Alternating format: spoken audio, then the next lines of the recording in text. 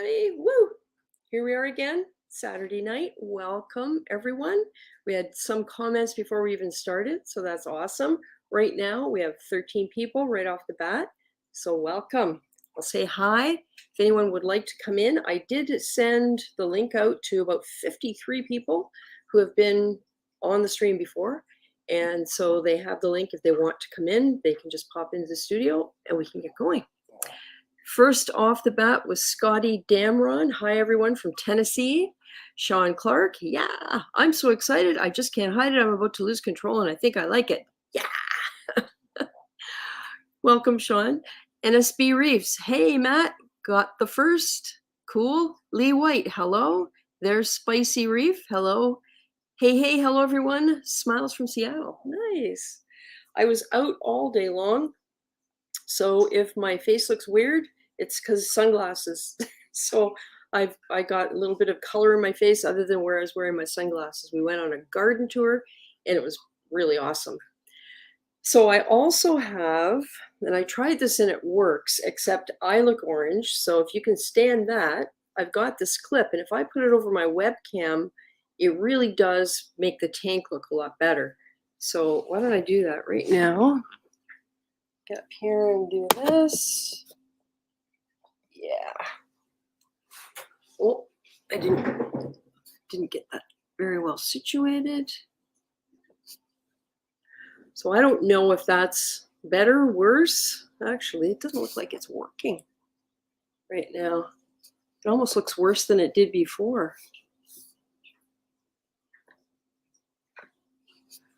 Oh, that's a little better. At least you can see some color. I don't know what the green is. It's probably some sort of a reflection from the computer screen.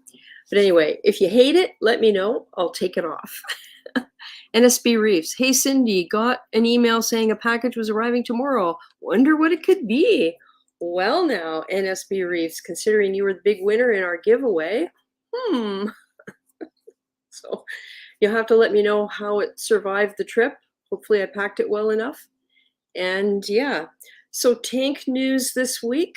There is an update that I put out yesterday, and it goes up to June the 20th. And of course, there are things that happened since June the 20th, but that's going to be in another update.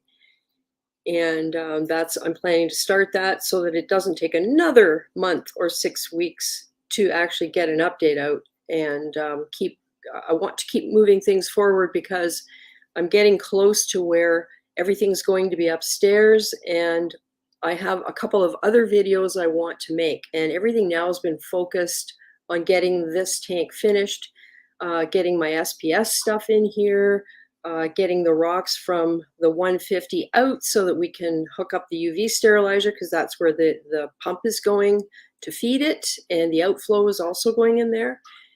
So we're kind of in flux still 6 months later, but we're getting a lot closer, and I'm getting really motivated to actually get it finished because, yeah, I'm tired of being in limbo, and I want to start moving forward with an actual display tank, not two tanks where I have to look after the livestock in both.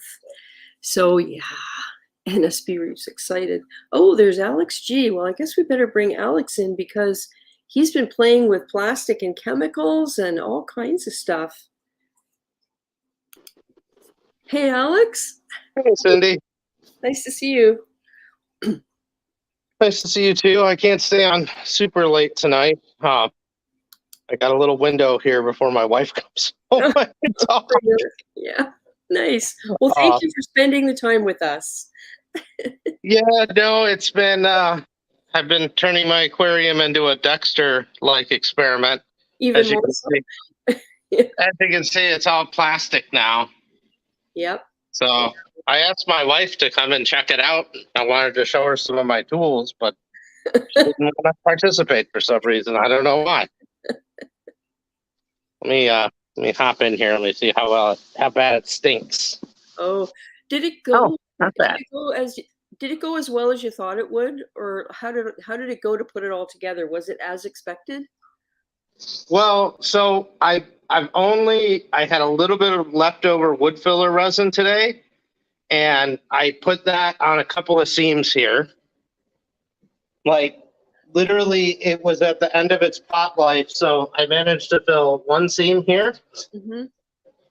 and part of one here, and it turned beyond a usable state. So, but I was doing a bunch of wood filling in my garage on 4 of my 6 beams for the top aquarium brace. I wanted to test out some fiberglass woven cloth, Mm-hmm. and then I also wanted to just do wood filling today. I staged all the fiberglass. I was going to do that, and I kind of hit my limit for the day and said I need to stop.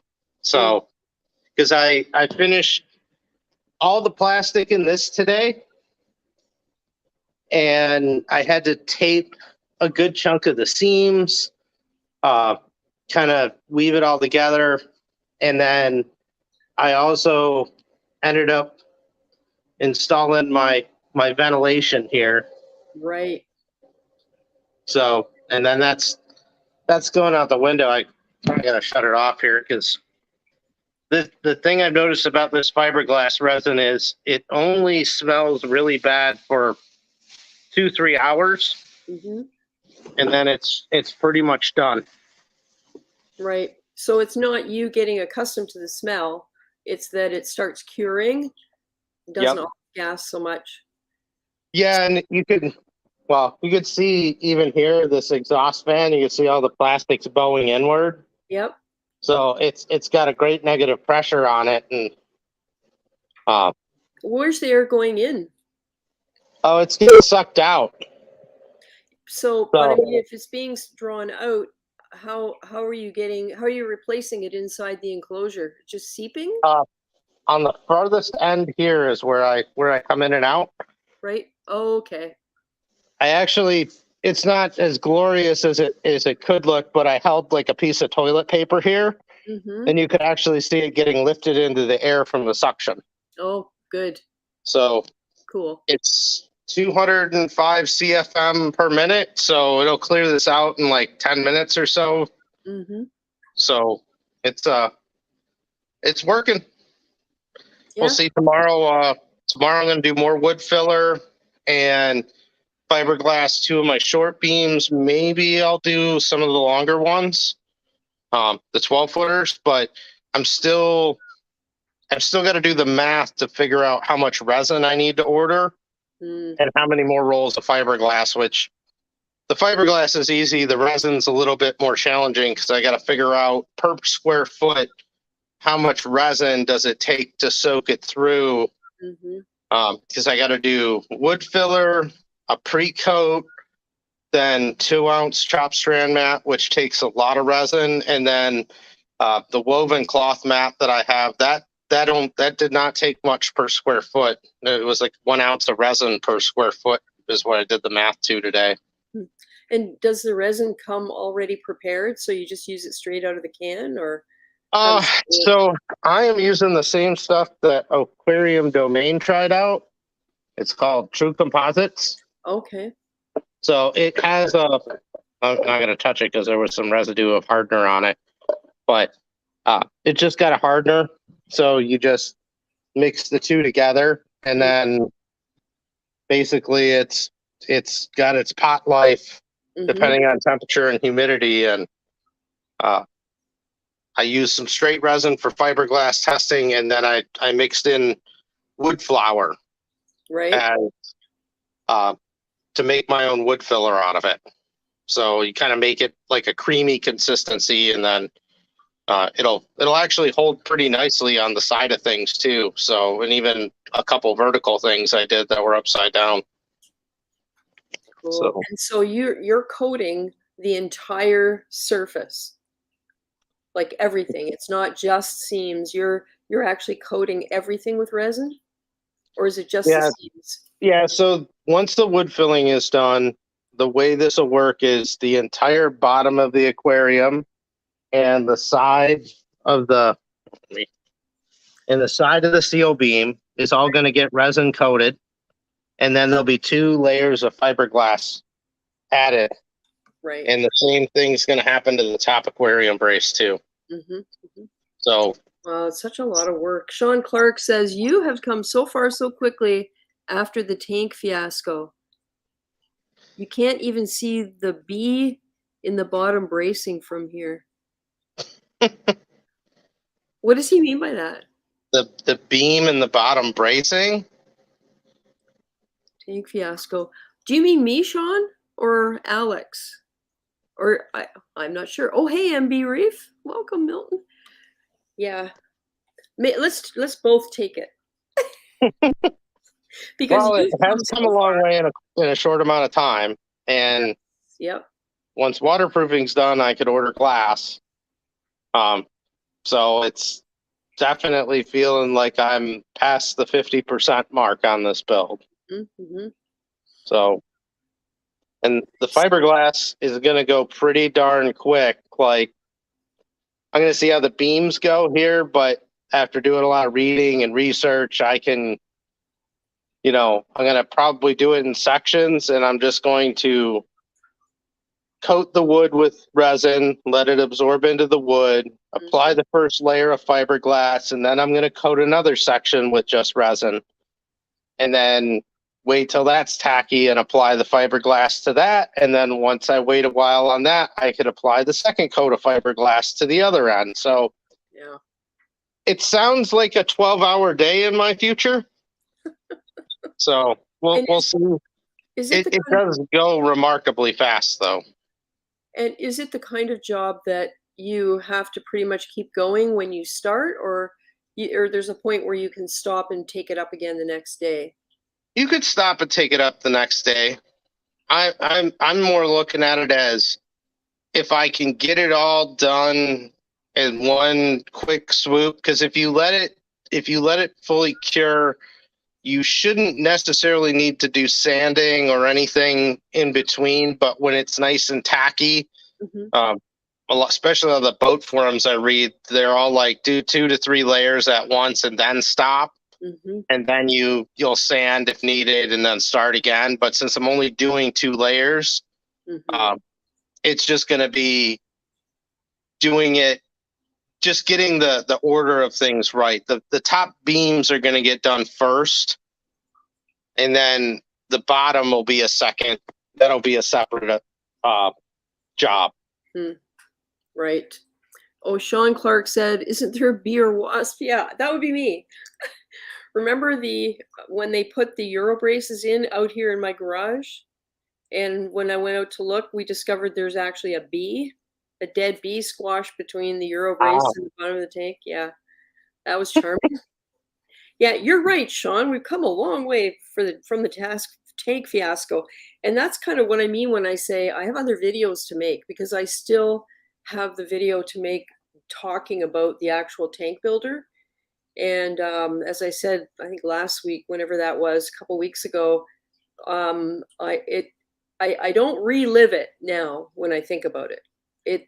I'm still angry at how it all went, but it doesn't affect me emotionally in the sense that I can't talk about it without getting all upset again. So that it's time I can make the video now, and I can go right back and to the beginning and just go through the process and say who it was. And I don't think it's a big secret now, but I'll put it out there, and I've had time to calm down, so it won't be unfairly sort of negative, if you know what I mean.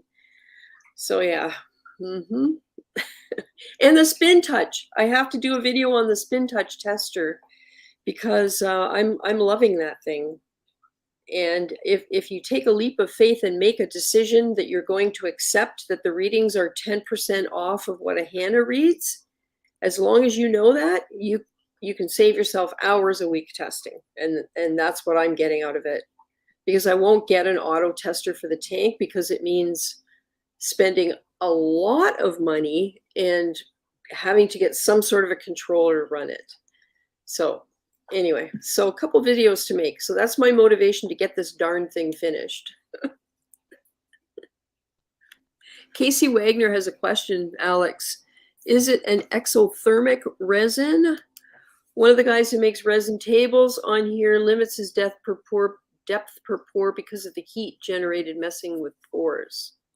It can. It's a polyester resin, so there is that exothermic reaction has taken place. Although I'll say this, that in the quantities that I've done so far, and I've mixed up to 8 ounces of resin, which is the most I mixed today, I had the cup in my hand the whole time, and it didn't burn me or start to feel warm. So once it's applied to the fiberglass and starts that chemical reaction, it might be heating up some. But that too is kind of the basis that where I apply a layer and wait until it's gotten nice and tacky. Not fully cured, but it's nice and tacky. At that point, it's not moving, and then I'll apply the next layer. The test pieces I've done did not show any significant signs of heating up, so I think I'll be okay. But if I was mixing up like gallons of resin at a time, I would be concerned. But I'm going to keep it real small batch where maybe I'm mixing up a couple of cups at once or something where it's going to get spread out real quick. Maybe I'll do more than that, but even today, I wasted about 2 to 3 ounces of resin with my wood filler because I was trying to go as quickly as I could to fill screw head holes. And by the time I got through 4 beams and ran downstairs to start on the tank, it was fine. And then within like a couple of minutes of being down there, I went to stir it again, and it was like, nope, it's done. It went from a thick consistency of cream to it's now like becoming physically hard to move the stir stick. And I was like, yeah, it's done. Like Play-Doh. When you get Play-Doh, yeah, it started getting gummy. Yeah. So Sean Clark, not trying to rehash old things, you bounce right back. Great job. Yeah. I've all my life I've been an optimist, and it really aggravates some people, let me tell you. But I can't help it. I have, my nature is to look on the bright side.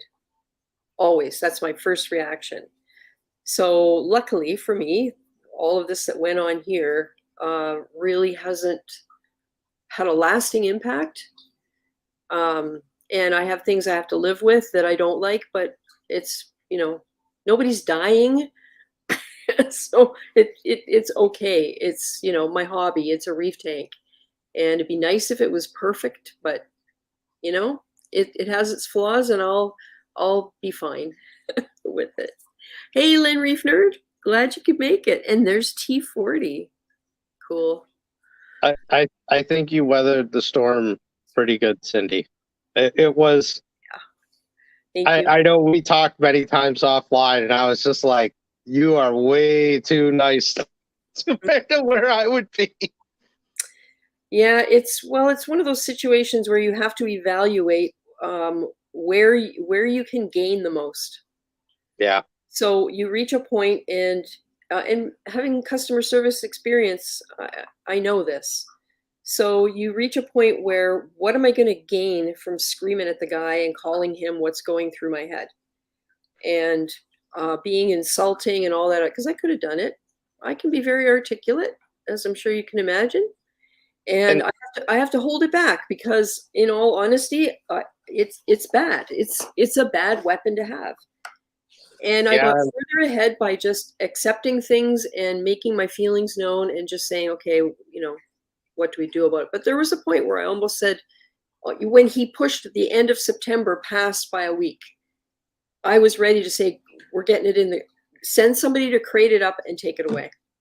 At this point, I was ready. But anyway. I actually have another friend in the hobby that they paid a very significant amount of money for a lot of equipment and have not received anything, and they get promises and get ghosted. And I think, well, I had, my advice to them was they should get a lawyer, because they're at that, it's beyond the stage of communication at my point, the way I saw it. But yeah, it's terrible that people have to go through these type of things for a hobby. It's true. And I still think the worst part of it for me was how disrespected I felt. Not only as a customer, but as a person, so it'll all be in the video. I got my little speech planned. Yeah, you're starting to give me some anxiety here because I got to order my glass. I can't make that myself. But all they have to do is get it to you. They don't have to do anything with it, right? They have to cut it in the correct size. That will be incredibly important. If they boo-boo that, I'll be in big trouble. Oh, yes. T40 has a question. Alex and ReefGrrl, y'all planning on getting something bigger than what you already have, or is this your dream tank? Well, T, I would say I'm 65 years old, and I'm not getting any younger. So I knew if I didn't go big now, I would never go big. And I approach this as what's the maximum I can fit in this room and still have space to move around the tank and still be able to work inside it. And that's why it's only 21 inches deep, so that I can get inside the tank and like reach inside. And there are places I still can't actually reach with my hands, and that's okay. So this is going to be it for me.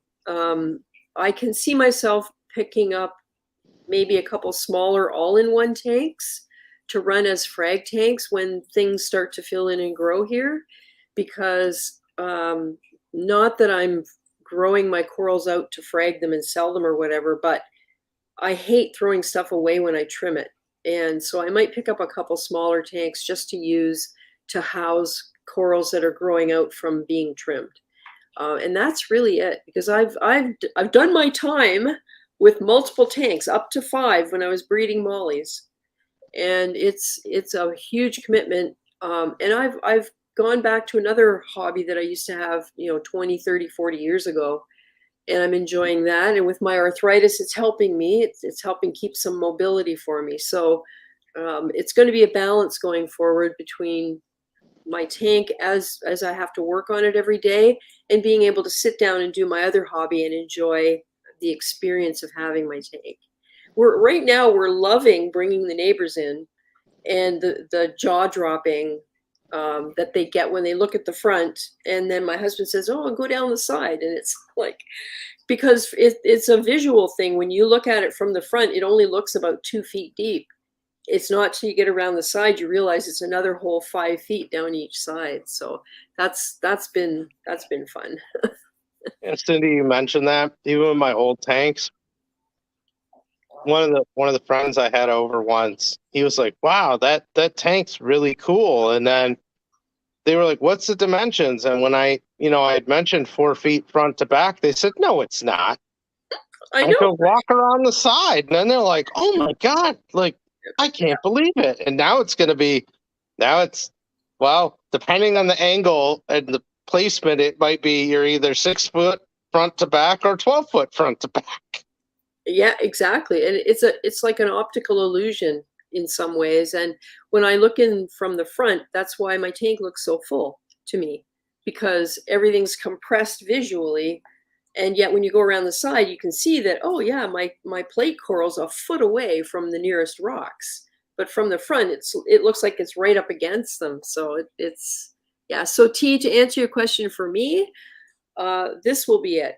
And the next huge challenge for me, after looking after it for however long I can, will be to dismantle it and get it out of here. So we're not thinking about that now. We're just acknowledging the fact that it's going to happen someday. And when my husband repaired the front door, if you remember, we had to tear the frame apart to get the stand in.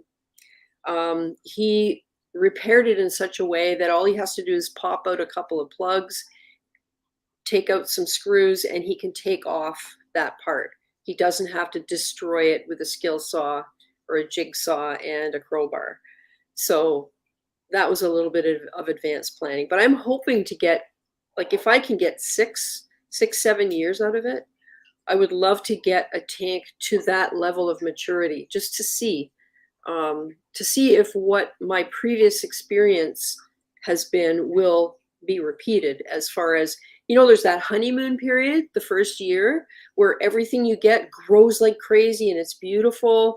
And, you think, oh, I'll get this, oh, I'll get that. And you move ahead without understanding that there's a ticking time bomb of nutrients or some other issue building up that you're not anticipating. You think you got it all looked after, but then some, you know what I mean? So there are these cycles that you go through. So I'm kind of looking forward to seeing whether that actually is the case with this tank, or if I have managed to somehow set it up so that I can take care of that stuff before it becomes a problem. Yeah, I'm probably overthinking. What else? How about you, Alex? Are you going bigger? Well, I would probably preface it this way. In my current home that I'm in now, there is still the ability to add auxiliary tanks to the system, which is a possibility. So overall volume and small tanks might happen. There will not be a display that outmatches this in this house, because literally it takes up about a third of my usable space in the basement that's not fish room.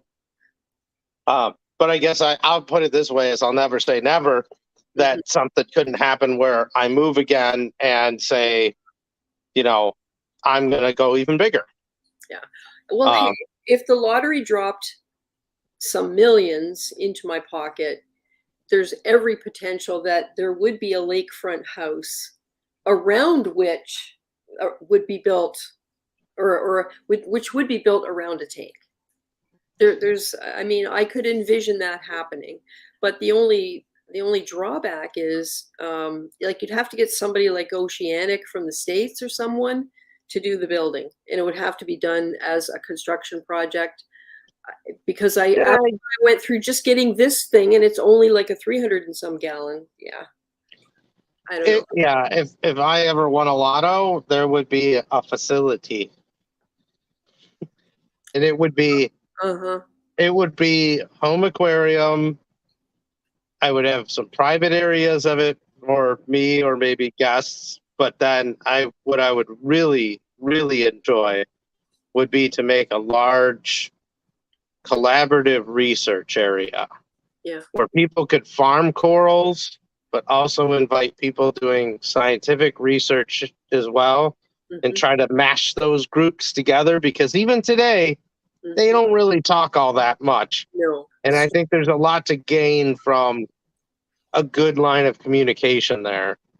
That would be my ultimate dream if I won some giant lotto. Yeah. I have a friend with whom I used to commute on the train every day, and she and I decided years and years ago that because we used to buy lottery tickets together, that if we ever won the lottery, we would open up an animal shelter for when seniors have to change their living situation and can't keep their animals. In all seriousness, because they often don't know what to do with their dogs and cats as they get older. And so we would set up a facility where they could be looked after, and we would hire people to take them to visit people. I know it sounds crazy, but just something like that, just to make it easier for people, because it's just, yeah. But who knows? That might not happen. Sammy 31D, ahoy! Working on my baby startup LFS. Ooh, and listening. Thanks for motivation. Thanks for listening, Casey Wagner. Us Canadians are unfailingly polite. There's no chance of going off on bad customer service. Yeah. You don't want to get charged with mischief. No, that's right. Sorry. Yes. For anybody that doesn't know, growing up on the Canadian border, the Canadian jokes just, it's a living in Detroit, we never stopped with Canadian jokes. It was constant. Yeah. Just like I'm sure in Canada, they, sad to say, but when I used to go fishing a lot on the Detroit River, if I didn't see a plume of smoke coming out of the city from something burning or hear gunshots, I used to worry what was going on. And you'd look at Canada and be like, wow, it's so different over there. It's just totally different. Well, it's changing, and not in a good way, I have to say. Lynn Reef nerd. Oh. Okay, Alex, you don't have to say anything. Well, there you go. Scotty Damron. Hey, all late as usual. Glass cages would build you a dream tank. Yep. Kathy B. Woo! I could say that Joe and everyone, I'll send them everything there. Yeah. So yeah, once I like quadruple check my measurements and I'm good, I'll send out some things to some different vendors to get some quotes and Yeah. you know, just if they want to do it or not, because I have the feeling that some companies might just say, I'm not doing that. Well, So, and I haven't really heard this year, and this could just be because I'm not in the market for it like last year, and plus when we were getting our house built, there were glass shortages, and I haven't really heard that this year about having a problem with glass and plate glass.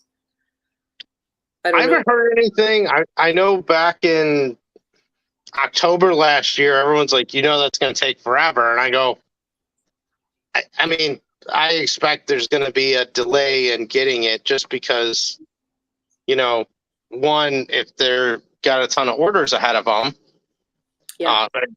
two, if there's a supply problem, that's going to be an issue too. But that's why I haven't been tapping on everyone's shoulder lately going, hey, you got glass? Because until I'm ready, it seems kind of pointless, and I would also say kind of unfair to anybody if I'm saying, oh, hey, I want to order a bunch of glass, and then they're like, oh, that's cool, when? And I'm like, I don't know. Yeah, that's right. When I get there, and I'd much, I get my waterproofing done and I'm happy with it, then I could, get the measurements in, and then it's not just going to be, oh, well, will you even do the work? It's going to be, no, I'm ready to go now. Mm-hmm. Well, and I find too, Kathy B, I gotta say hi to Kathy. Hi, Cindy, I finally made it to a stream. Kathy from Niagara. I know you, Kathy. Kathy and I met at I want to say, I think the first Niagara Coral show. We just started talking to each other. And Kathy has, from pictures she showed me, has a gorgeous softy tank. And so we kind of have corresponded back and forth. And Kathy is the one about whom I speak, whose name is on the Pectinia, the Space Invader Pectinia from when I fragged it. And if COVID hadn't come along, it would probably be this big in her tank instead of this big in my tank. Because it started out as pretty much maybe slightly bigger than a quarter with the two eyes that the couple of frags that I saved. And now it's, Kathy, you might want to, it's about the diameter of an orange. And it's starting to get some really cool upward spikes on it, and lots of eyes and lots of yours, Kathy, compared to the one that I kept for myself, has major tentacles on it. So it very happily comes out every night after dark. The one I kept for myself was part of the original. I believe I have the original eyes from that I purchased in 2016, I guess. It was the most expensive coral I ever bought. It was $260. And it was two eyes, and it wasn't even the size of a quarter. And I think I still have that part of the colony because that's what was attached to the original rock. And now it's also about the diameter of an orange. So yeah, when they're happy and there's lots of elk and stability, they love it. T40. For myself, I only have a 40 breeder. I only have a big studio, but I'm going to upgrade to a 90. Almost embarrassed. Oh my God, T, don't ever be embarrassed. Jeepers. That's really about everybody's tanks, right? Yeah, tank size doesn't really have anything to do with, making you a better hobbyist or in any way, shape, or form. I think it just makes you a little crazier and more willing to take risks. And I'm not really. I think the crazy thing is that, a couple people actually have been messaging And so they're like, "Oh, I thought you were crazy when I thought you were building it this way." And I go, "I'm still pretty crazy with the way I'm building it now." Um, Yeah. but hey, for me, the build is a big piece of the enjoyment for it for me too. So, The process we've gone through to get where we are now, and even when I think back to things like just making a decision to do radiant heating and what we came up with for that, and all the sort of little things, the little ways you solve different little problems that come along and what you ultimately end up doing. And just even the gravity feed in the sump. My sump is entirely gravity fed. And when it reaches the last level, then the pumps bring it back upstairs. There's nothing pushing the water through there. So that presents its own challenges where I really have to watch and make sure I don't get any blockages anywhere because it could back up and be a problem pretty fast. And in fact, we're probably going to be putting more emergencies because there's two areas that don't have any emergency overflows. And we're probably going to be adding those in the next couple of months. And Alex, you'll be happy to know that I did get myself a secondary temperature um, controller.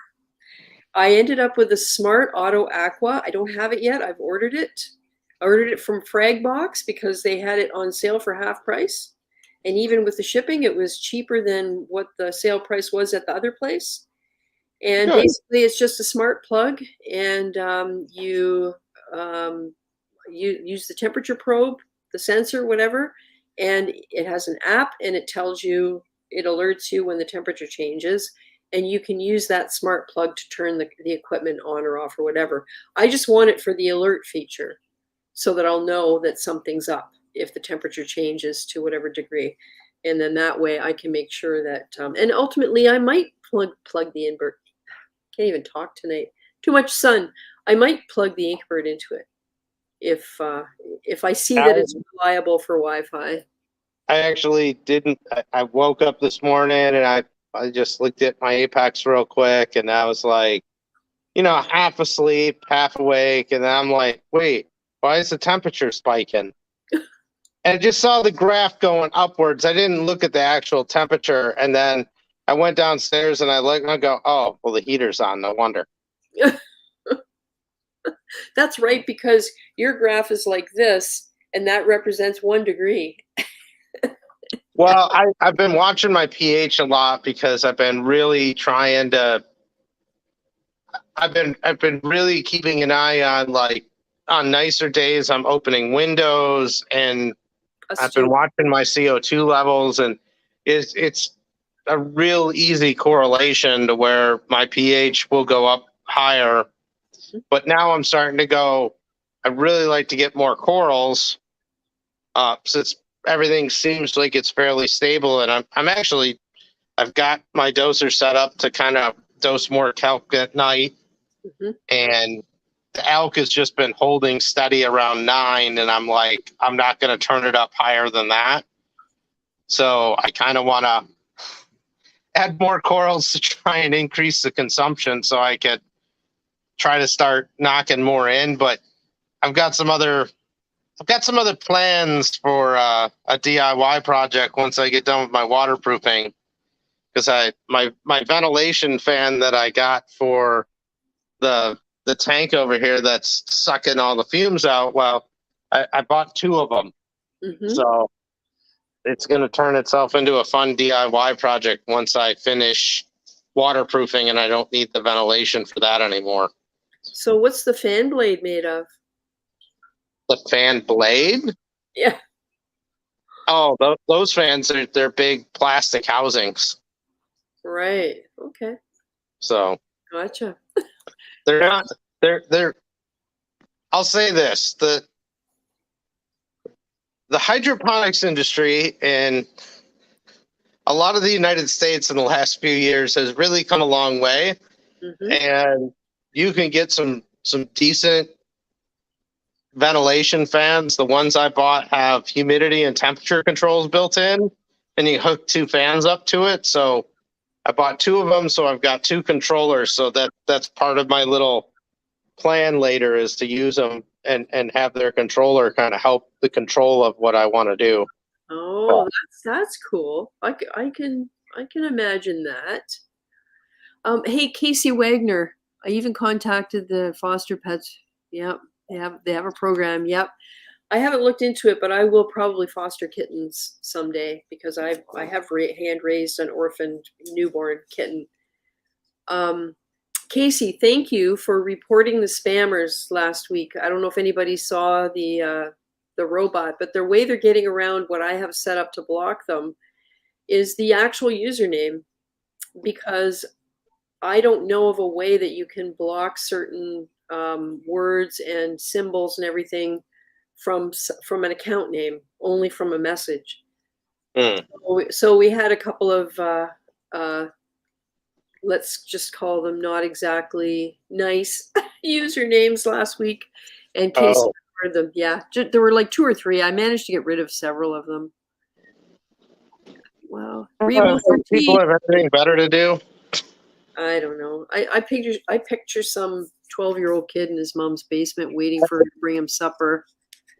I did pick up something new, although I have to modify it slightly. But I got myself a clam shucking knife. Oh yeah, I saw that on Insta. The clams for the puffer. Yeah, because they actually live in saltwater pretty good. I've got one now that's, geez, I probably had that sucker for like 9-10 months. All right, hopefully I don't. Okay, everybody's still alive. So there's 1, 2, 3, 4, 5, 6, 7. I got 8 clams in here still. So, and they're all opened up and got their tongues sticking out, feeding. Cool. Probably not the best thing since I've got to dose a ton of nitrates right now, but. Were you at all concerned about them importing any kind of nasty into your system from where you got them? When I got them, I put them in a bucket of salt water from the tank, and then I scrubbed all their shells. And it comes back a bit to a lot of the methods that Paul B on Reef to Reef uses. He's really big into natural foods. And he's like, that living bacteria that they eat is so healthy for everybody. And that's why I'm like, well, I'll just get the clams. And then when I found out those chowder clams will live in a reef system, because, you always get them and they're on ice, but they're cold, they're still alive. Yeah. And I read about them, and they have a huge tolerance from freezing cold to like 80, 90 degrees or something. And I had one for about 9 months in my last system. It died in my temp system when I moved because I brought it with me because I felt bad. I was like, I don't want to feed the poor thing. It's been in my system so long. It's an experiment. Yeah, and I've got that bivalve that's at least 10 years old. And it started out as something the size of my pinky fingernail on a Recordia. And as it got bigger, I would see the Recordia moving. And so I started looking at it, and it was actually the bivalve opening and closing. And so I, at one point, moved the Recordia rock onto a different rock, and the bivalve transferred itself to that. And it's on that rock to this day. And it's probably, I don't know, maybe 2.5 inches long. And it's kind of like an oval shape. I don't even know what it is. But it's been through all kinds of tank crashes and everything. And it's just, I didn't know it was there. And it has just come along through every single tank since then. It was in my 29-gallon cube. Hello, Revo 13. Sean Clark, bigger, just costs more and takes more time to fill up. Doesn't make you a better reefer. Oh, yes, you're right. You're 100% right. It presents all kinds of different challenges. And cost is one of them, definitely. But also the scale at which you do things brings its own problems. So yeah, kittens are so cute, Lynn Reef Nerd. Just make sure you don't keep them with drapes. They shred that to bits. I learned the hard way. Can you tell that my Regal Angel is a real jerk? Oh, what did he do? Did he steal the food? Oh no, he chases the puffer. Oh. So that's why I was feeding the puffer at night, because the Angel's has been a jerk lately. Yeah. So I can't. Yeah, there's another reason I wanted to get my big tanks going. So Hmm. we'll have to get a. Oh, what are you doing, dude? Don't go on the pump. What will you put the angel and the hogfish in the non-reef safe section and the Yeah. puffer? So they'll all go together in the new system, or Yep. cool. Yep. They'll go basically from 150 gallons to 1,400 gallons. So Yeah. Wow. if Hey, they're not happy, then I'm not sure what's going to happen. But that's why I was feeding the puffer at night the other day, because I could throw the clam in here and he'll be happy with it. yeah. Because as you can see, I've got a few clams over the last year. I probably should clean this out. So Yeah. Huh. Hey, Skinner JW. Hey, guys, good to see you. I'll be watching. I'm glad you could make it. Casey said that same spammer showed up on the Tidal Garden stream. Yeah, today. Sean Clark says, Alex, are you still in Michigan? nope, I am in Illinois, out in Chicagoland. And Skinner JW, I got 2 large bivalves on Florida Live Rock 1 year ago. They're doing good, still kicking. Yeah, the Recordia that I got it on, the ones that I got were all from Florida. And this was, well, it would have been, let me think now, probably in around 2012 when I got them. If the guy's almost, because I got them for my birthday from a coral store in Oakville, Ontario, that was across the street from the biggest Big Al's in the world, sort of thing. But the big Al's in Oakville, and then across the street was this little coral store, and there's a grouchy guy over there, and I bought 3 Recordias for $45, and they were the big Yumas that had the multiple colors and the bumps all over them, but they were sort of, they weren't like the little Florida Recordias. They were the big Yumas where the bumps were all different sizes. It's so hard to describe. And they were the most gorgeous colors. One was a vivid sort of blue-green with yellow. There was another one that was a peach color that had streaks of dark purple. And I've never seen anything like it since, until these most recently, there have started to be some wildly colored Yumas come out. But those came from Florida. And so that's probably where this bivalve came from. Illegal import, but as long as I keep seeing it opening and closing its mouth, its shell is perfectly clean now because of urchins and crabs and tangs, and it looks really good. It keeps growing, it keeps feeding, so what the heck? Oh, that's all you can do if it's doing good. So Yep. Casey says if I didn't have murderous clowns, I'd have a little marine puffer. Yeah, I thought about a puffer, but I would be afraid that it would cause trouble, and then I would regret it.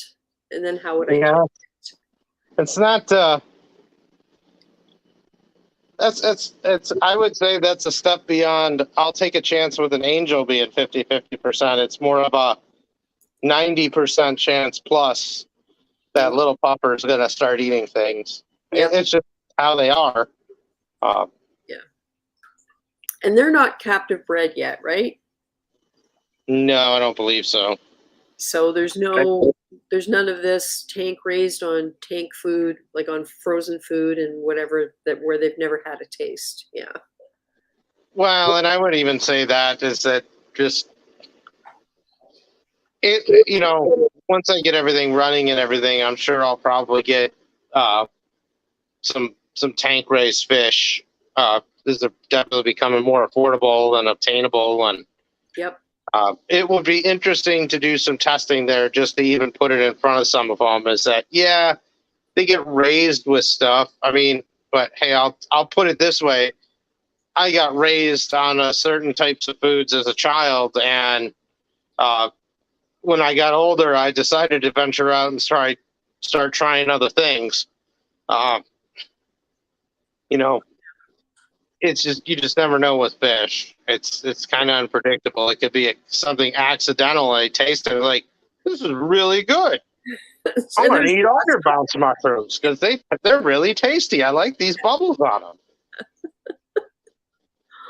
yeah, my Coral Beauty Angel went in, and it was in the observation tank, which is full of coral. And I never saw it nipping at anything. I have seen it picking at the rocks, because I'm sure there's pods and stuff like that, but I've never seen it anywhere near grazing on any coral. That doesn't mean it won't, but if I feed the tank 5 times a day, which I have been only this week until it becomes accustomed to sort of battling it out with the bigger fish when I put the food in. Yeah. Normally I feed twice a day. The other thing too is that there becomes a big difference when you have a full reef tank, full of coral versus just a couple corals. I mean, Yeah, that's right. trying to think. I think it's Glenn Fong that keeps all the, like, he's got leather jackets, the blue spot leather jackets, and all these butterflies that are coral obligates. Mm-hmm. Yeah, they eat his corals, but he's got so many of them. Mm-hmm. It's kind of more like a natural balance where it's not a big deal because there's just so much there that they can't do anything. Yeah. Yeah. Or, you get, there's some people that just go, well, if it happens, it happens. Diacanthus reef. I'd like to own a Diodon iduxii eventually. Gorgeous pelagic, all in a pufferfish package. I don't know what that looks like, but I'm going to look that up later. I was Sounds going to say, I'm nice. almost tempted to go look up the atlas over here. And Yeah, iduxii.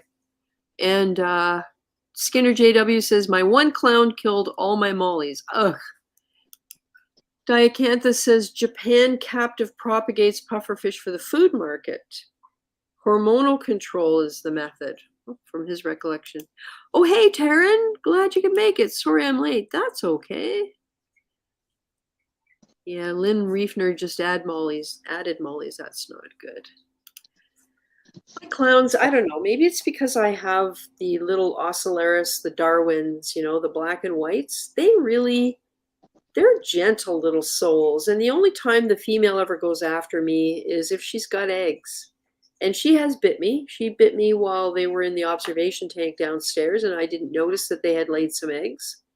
And I was in there messing around with the mushrooms, and she got me real good on the web between my thumb and my finger.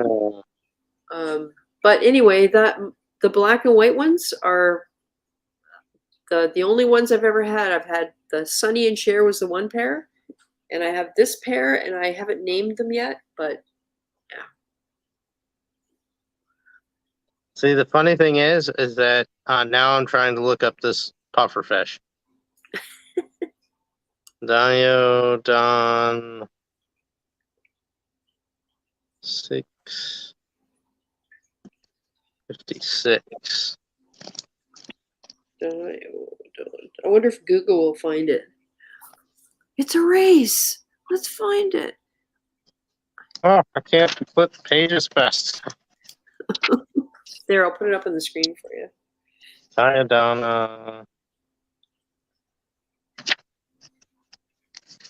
I have no idea if I even pronounced that correctly, but when I try and read Latin, I just read it. Oh yeah, I found it. It's in here. Yeah, I'm looking to see if that one's even in my book. Let's look for images. See if we can get a big one. Oh, cool. It's kind of like a leopard spotted, and he's kind of got some stripes. Pure pelagic. I forget what pelagic means. Does that mean it has open ocean? Open ocean. There you go. Anything that's pelagic, yeah, it might just have a phase that way, or but yeah, there are some puffers that are just pelagic. I hate to say, but when I went ocean fishing once, they were catching puffers at night and putting them out on a hook to catch tunas. Oh boy. Well, I mean, you know why we love them so much? because we anthropomorphize them. I mean, when you see their little faces, that's, yeah. I do not have that one in mind. Then again, it could be something that get reclassified because this book is from like the 90s. So, and for anybody that remembers, this book. The Dr. Burgess's Atlas. I don't think I've ever seen that book. Oh, yeah, the Atlas. This used to be it before the, what is it, the Cooter books. This used to be the visual guide for everything. Wow. There's still, I mean, they got a lot in here. I mean, I like that was a cool little, I think I'm going to guess that's a juvenile, but some of these puffers get quite large. Yes, like many of the fish we would all love to have.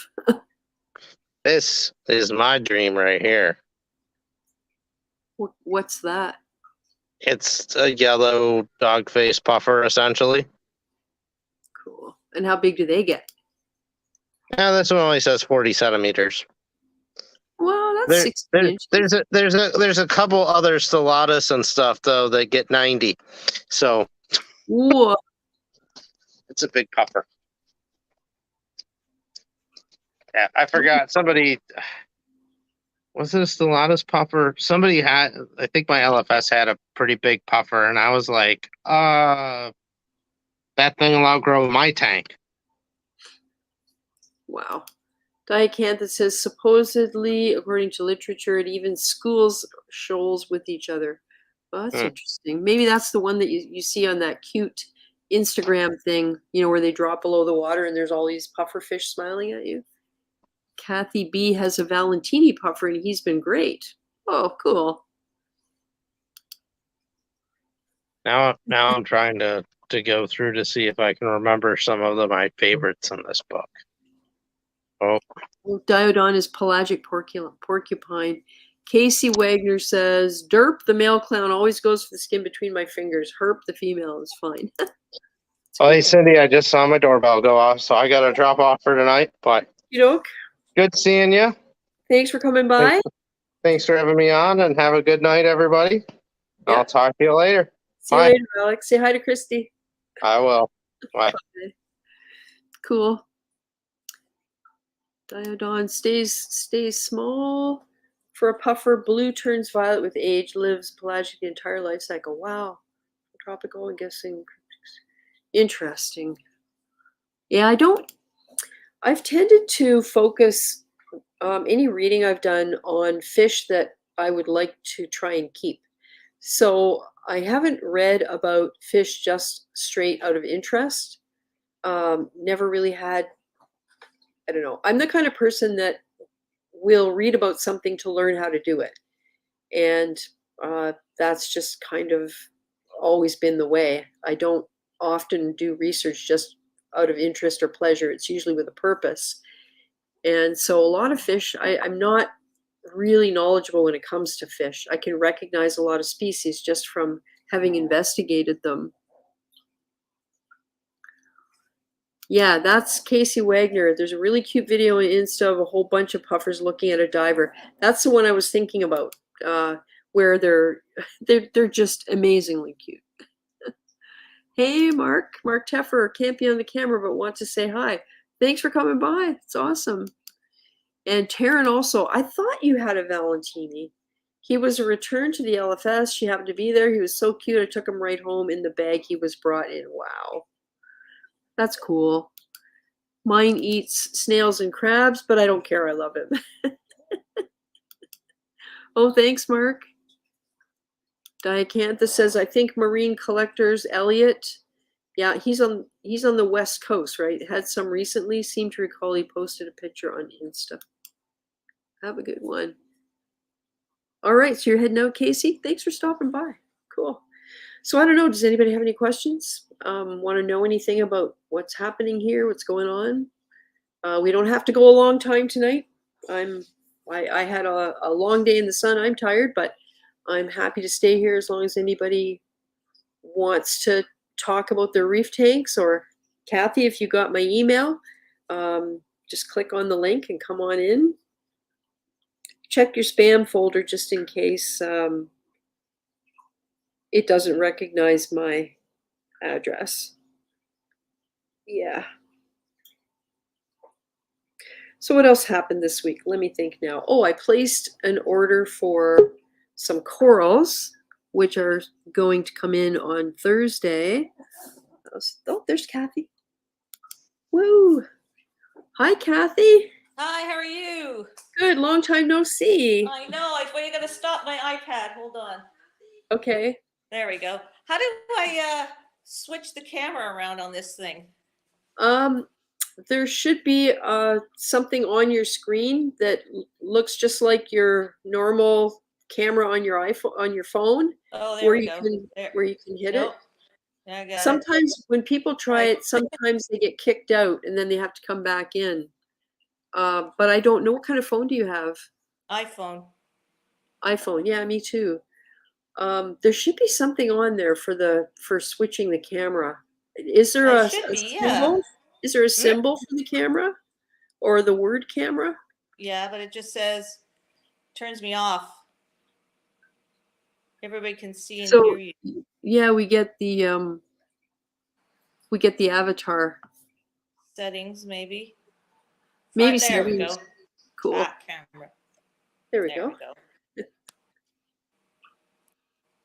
When I used to go on live streams when I was, way back when, I always did that before I even went in the studio because I did not want to be on camera. Oh my goodness. Look at the Moorish idol. That's gorgeous. It's just starting to blue down now. Yeah. It's going to blue now, so it's kind of thingy-majigging. But yep, there's everybody. Very nice. And is this a 90? Yeah. Yeah, thought I remembered. Wow, looks so nice. So what's the green? Is that GSP? That's a big GSP rock, yeah. Yep. And then this is my colony of green hairy mushrooms, which have started with 2 and now I have 100 or something. Oh, those things should come with a warning, shouldn't they? Yes, they should. And this is my I can't kill it Susputularia colony. Oh, beautiful. Who was looking for Susputularia last week? Somebody. I have tons of stuff. I have 2 more frags I have to get rid of. I've got rid of so much of it. It's been incredible. Wow. Doing very well. It's not common. It's not easy to find. No, I had it shipped from Calgary and it just took off and it just won't stop growing. I don't know. It's weird. Looks really good. That fox face. I have a magnificent fox face. I have no idea how big he even is, really. That's my one spot. He's starting to get a little bit too big for the tank. Okay, I can see now. He looked like he had the dark back, but I can see the spot on him now. And he's been great for algae control. Yeah. So there's Val, my Valentini. There she is. He is. Oh, whatever. Nice. Yeah. They are cute. Then I got there's my prized possession here, my longish tentacle toadstool that's absolutely huge. Beautiful.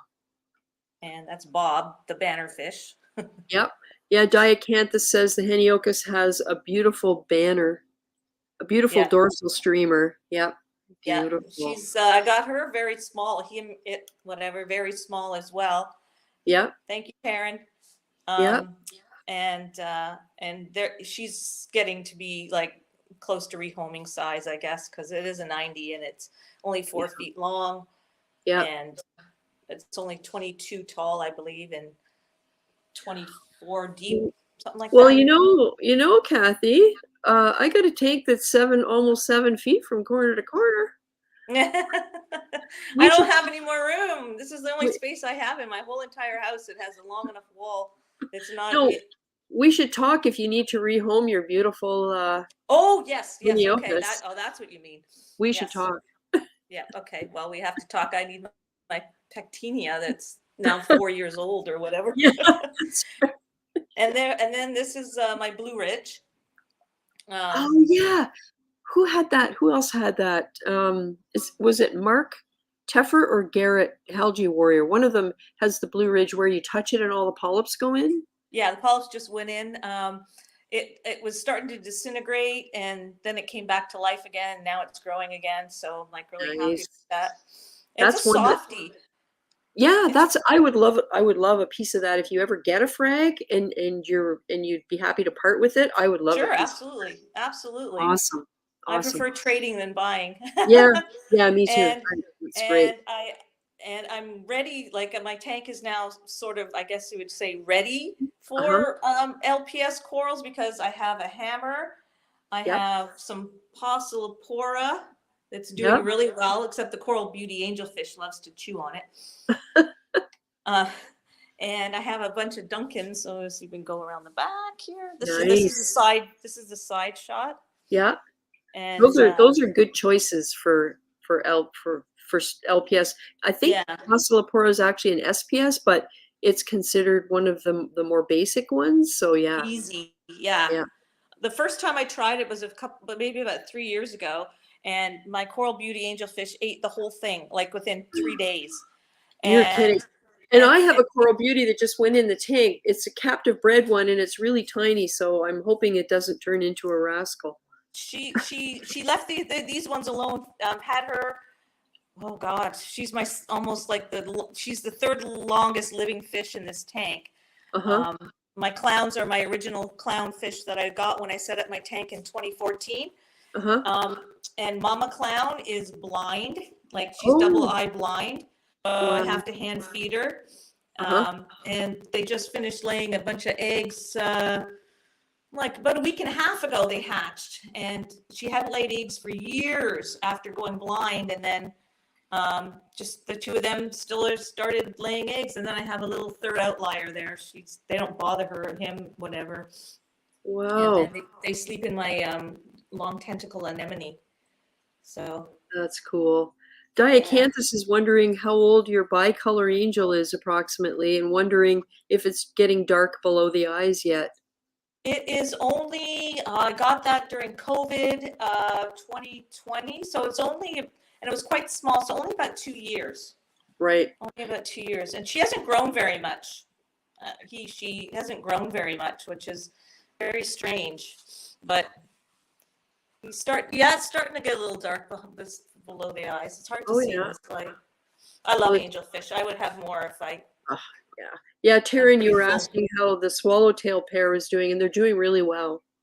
The male is still a little bit bald where he squeezed himself between two rocks, but you can see the pattern starting to come back.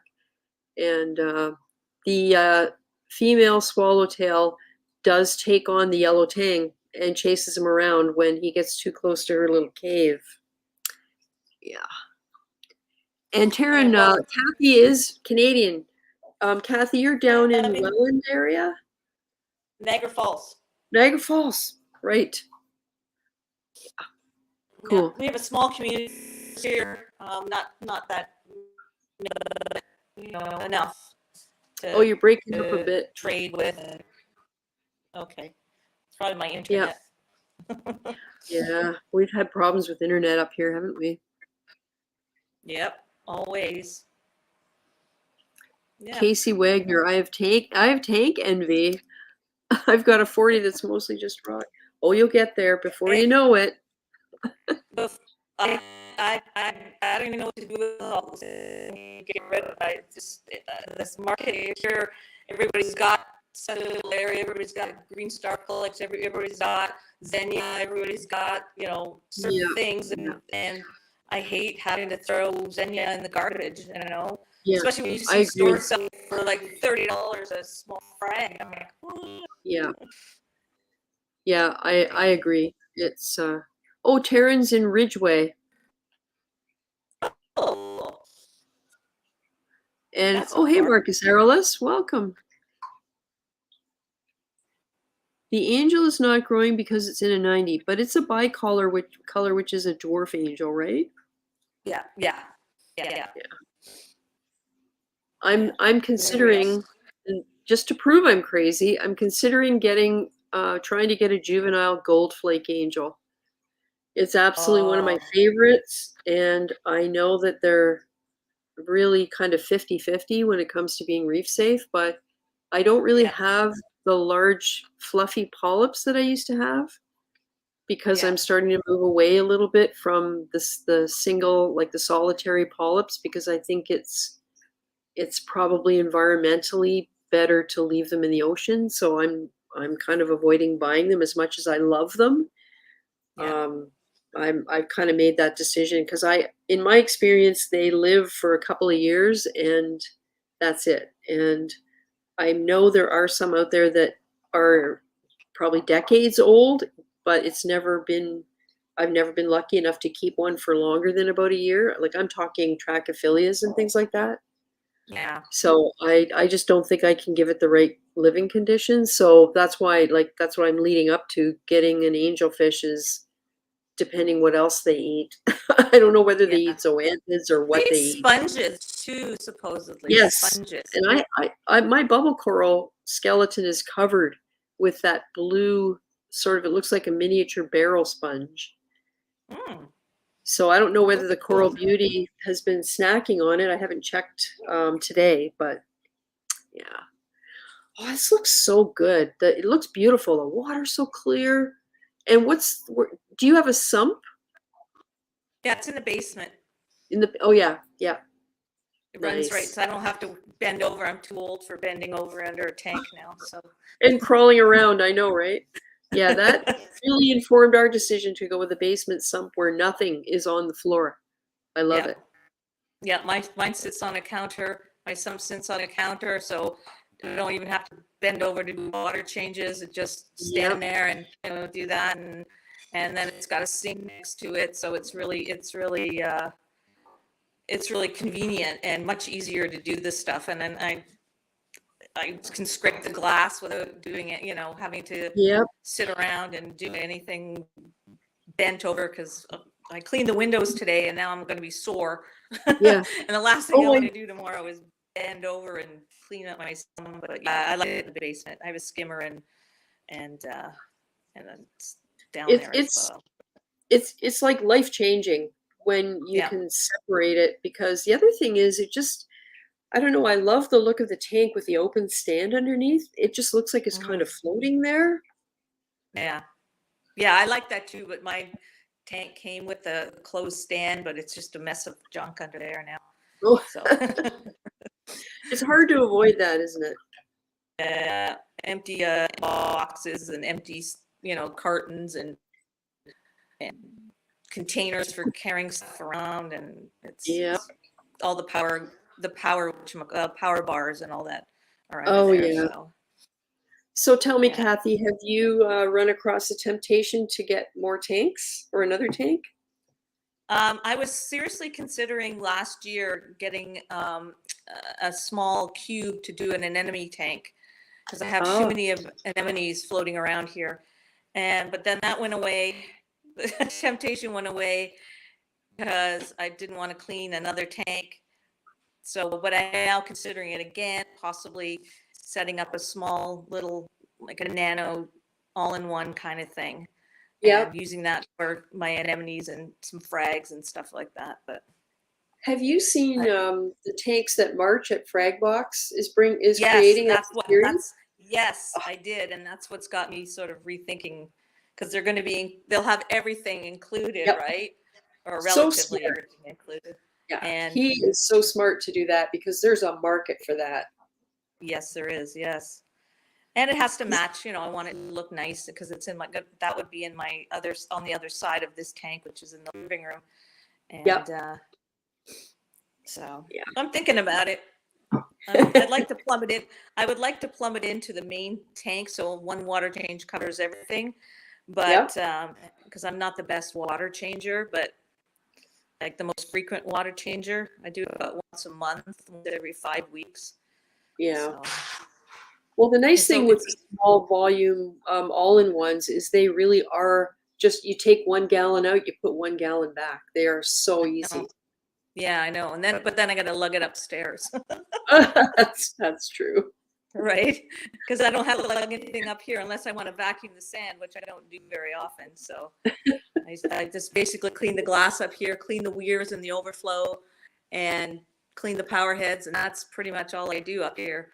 Yeah. Everything else is done in the basement where all the cleaning gets, cleaning happens and stuff like Yeah. that. So Yeah, I hear you. I have Yeah. exactly the same routine. And in fact, I don't even clean the glass and stuff on this tank because my husband does it every morning. Well, every other morning, depending on if I put plankton in, then he has to do it the next day because it gets a really thick film on it. But yeah, and doing stuff downstairs is just, I get down there and I think, okay, 10 minutes, I'm going to do this, this, and this because I had something else to do. And an hour later, I'm still down there puttering because I see this filter pad needs changing, and I still have that separate observation tank.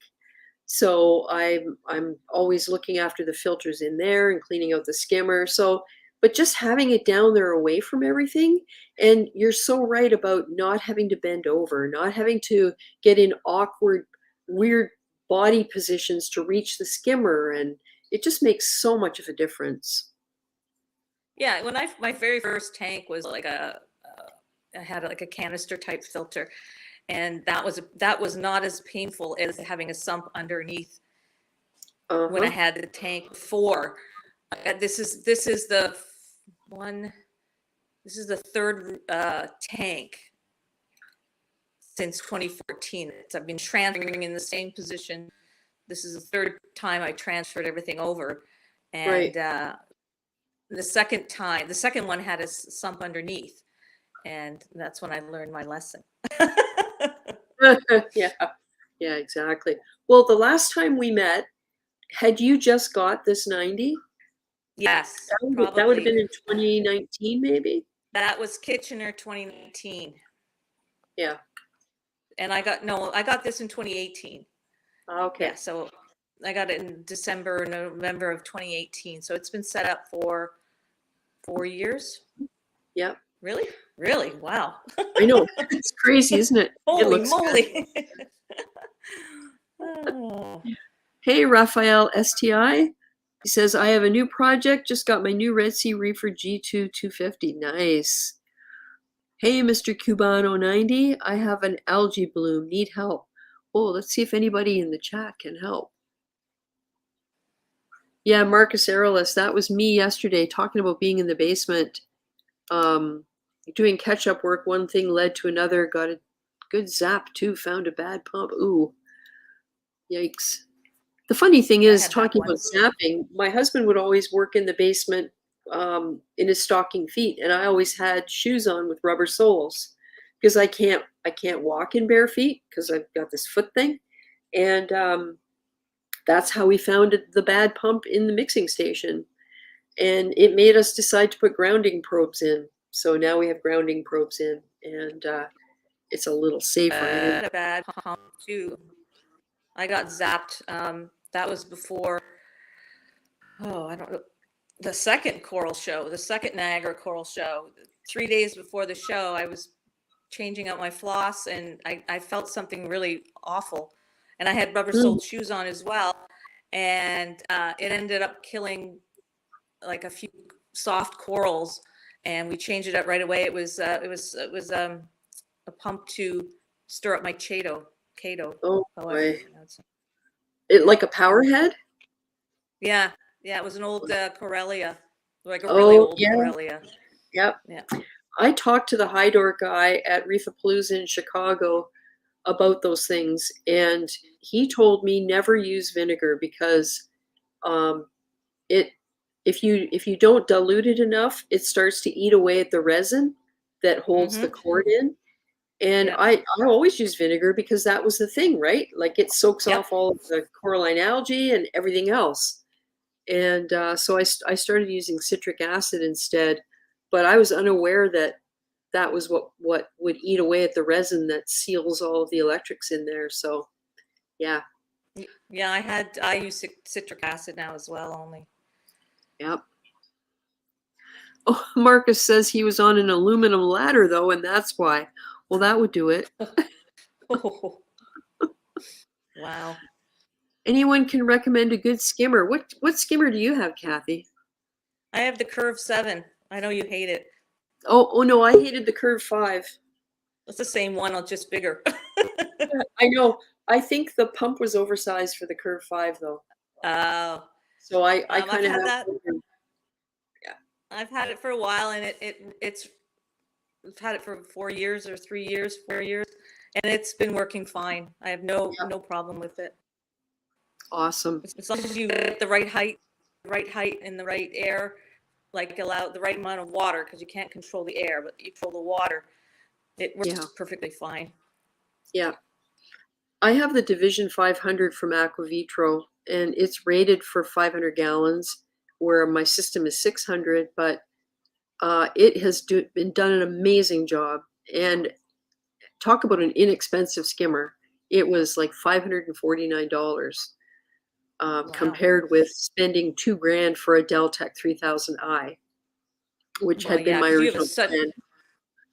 You've got such a huge amount of water. Yep. And Revo13 says, love my Octo Regal 200 INT. Oh. And Casey says, I like my Aquavitro skimmer. Yeah. Yeah, I do like it. Cool. I'm so glad you came on to show us this, because it looks really good. I've been meaning to do this for a long, long time, but Saturday night I'm usually watching a movie. But tonight, tonight it's like hubby's doing something else, so I thought, well, why not? Yep. Yeah. Yeah, and I was absent for 7 months. I couldn't believe it that's how long it was. I had only planned to be away for a couple months. What was just because you just had so much other things to do? Yeah, well, we have a 2.5-year-old grandson, and Right.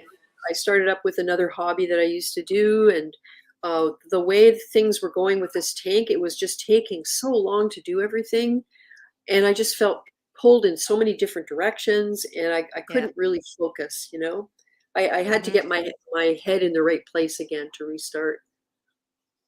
Yeah, I hear you. Yep. I hear you.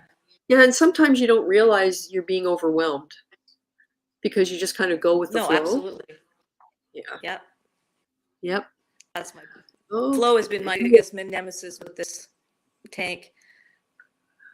Getting the right flow has been really hard with the softies and some other, some of the LPS, and some of these corals love really high flow, and some really have low, like really medium flow, and I can't really find a happy medium.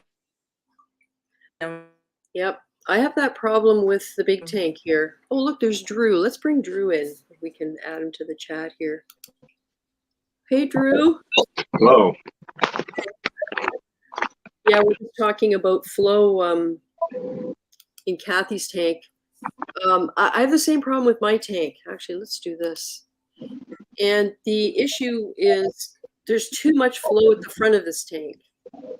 And anything that needs low flow that I had planned to put at the front of the tank because I thought the flow would be low, I have to put at the back of the tank because that's where the flow is low. Because I have gyres. I have a gyre on either side, and I added a Jabo SLW30 in the middle because I had a dead spot at the front of the tank. And so my Cinerinas that I wanted to show off right at the front, they're at the back behind the rocks because that's the only place where they don't get battered by the flow. So it can be really challenging. I have a very small tank, so flow is pretty easy for me. Looks nice and colorful. Thank you. Cool. Yeah. So, really, I should have been asking you guys the troll questions, but I guess you got off light tonight. You guys don't know what that is, right? All right, No, next time. Sean Clark says, problem with a grounding probe is it will hide electrical faults. You can't test for faults. A zero reading no longer means that you do not have a problem. Well, we discussed that, and the idea is to do regular testing, remove the grounding probe, do the test, and see what you get. And then the reason for having the grounding probe is just to prevent accidental injury. It doesn't mean that it's sort of set it and forget it, or we walk away and don't think there's ever a problem. No, we definitely still test. We're very careful with it because that was our question. Like what happens if it doesn't trip the breaker or the GFCI, you know? That's a nice tank. Skookum Chuck. Hey, Skookum Chuck. Nice to see ya. Marcus Aerolis. Everything in there is over many years old. All the corals are all the cords are UV degraded from the lights, except the newer stuff. Some of the silicone is, yeah. It's that's the biggest thing with electrical stuff. It does degrade over time. ReefGrrl, you sold your Red Sea Reefer. Was a beautiful tank. I did. Yep, I did. Skookum Chuck, what are the dimensions? David, do you mean Kathy's tank, the 90, or Drew's tank, the smaller tank? Metro Cat, hello. Just wanted to pop in and say hi. Well, hi. Oh, I see. Could try, gets at one end and have the corals. Yeah, that's true. Zoning the corals so that some are, that the ones that need low flow are together where there's low flow and higher flow. But then the only thing about that is once you have things how you like them, where you like them, it kind of affects Kathy's. It kind of affects how things look. Somebody had a question about my gyres. What setting is your gyre on? That's a good question. It's on for 7 seconds, off for 4 seconds, with the on at 70% and the off at 10%. So that's the closest I can figure out. I have not implemented the Wi-Fi on the gyres because there's just, I'm just too leery about Wi-Fi. If I can do a manual setting and it works, that's what I'm going to do. So I have a long way to go with getting the equipment set up properly. And I also have to put my Seachi pumps on the control app. I have 2 Seachi power heads in this tank. They're at the back. And I have the 2 Seachi return pumps downstairs. So at some point I'll put them on the app. But right now they're running manually and they're running fine. But the pumps in the basement have features that I would benefit from having. And the only way to reach them is through the app. They'll tell you the temperature, if any issues with the pump. There's all kinds of stuff that they monitor. So I just have to get up my courage to actually go with Wi-Fi because the Wi-Fi is not super strong down there, and we do have to get something done by adding a booster or I don't know, something like that. Yeah. Adrian, nice to see you. So Kathy's spinning. She must have lost her internet. Oh, now she's back. Yay. So Drew, how many gallons have we got here? It's a JBJ all-in-one. I think it's like 34 gallons. Oh, nice. So this is this like the CJ tank that was 45, only the size down from there? Yes. A similar, yeah. Yeah. I just got this thing. It's a Acanthophilia. Yeah. It's been in a buddy's tank for a couple months, but it kept bleaching out and getting smaller and smaller. I'm kind of good with the big solitary polyp, so he gave it to me. Hopefully it'll come back around. Yeah. Yeah, I hope it comes back for you. I lost a really beautiful Acanthophilia, and I just, as much as I love them, I just can't seem to give them the right environment, and I just don't want to kill them, you know? Yeah. Well, this, like the bleeding apple scully. Yep. That was a friend of mine's. It wasn't doing good in his tank either. There was like skeleton poking up through the mouth, and algae was growing off of the skeleton.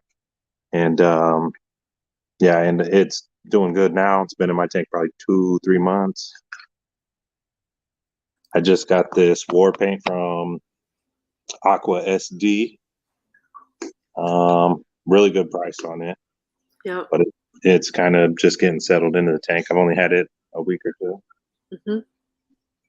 Mm-hmm. It looks good. Dun, dun. When I first started this tank, I wanted nothing but scullies and zoas and torches. But I just go to the fish stores and always got to come home with something. Yeah. Oh, I know the feeling. I know you call your plate coral poor man's torch. I call it Duncan's poor man's torch.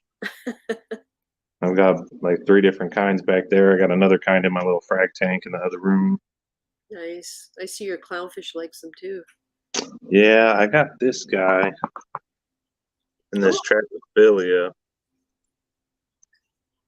I had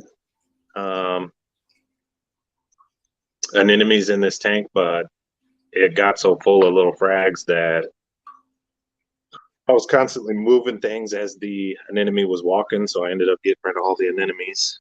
I'd rather just have coral anyways. Yeah, I thought about anemones a couple times because I have the middle rocks in this tank, like right in the middle of the sand are 2 rocks that are together with a space between that would be perfect for an anemone foot. But I'm just afraid that, you know, it won't like it. It'll go walking around. It'll hurt things. I'm not going to do it. So what rock did you use in here? What's the purple stuff called? Oh, the Carib Sea Life Rock? Yes, and what I ended up doing was breaking it apart and using epoxy and super glue, and I made the whole structure one piece. That way it's just easier if I need to move things. You know, once you've balanced rock and you move it, it never goes back the exact same way. And no, it's kind of something I learned with my first tank. Take the time, and so my rock is all one piece.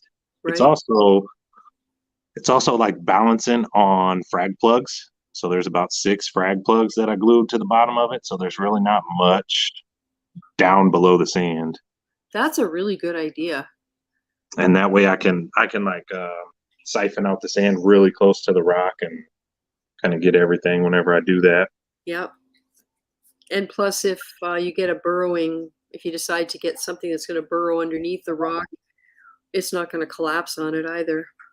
Yeah, so I've got like no tank is complete without a pistol shrimp and a watchman goby. So he's normally under here. Cool.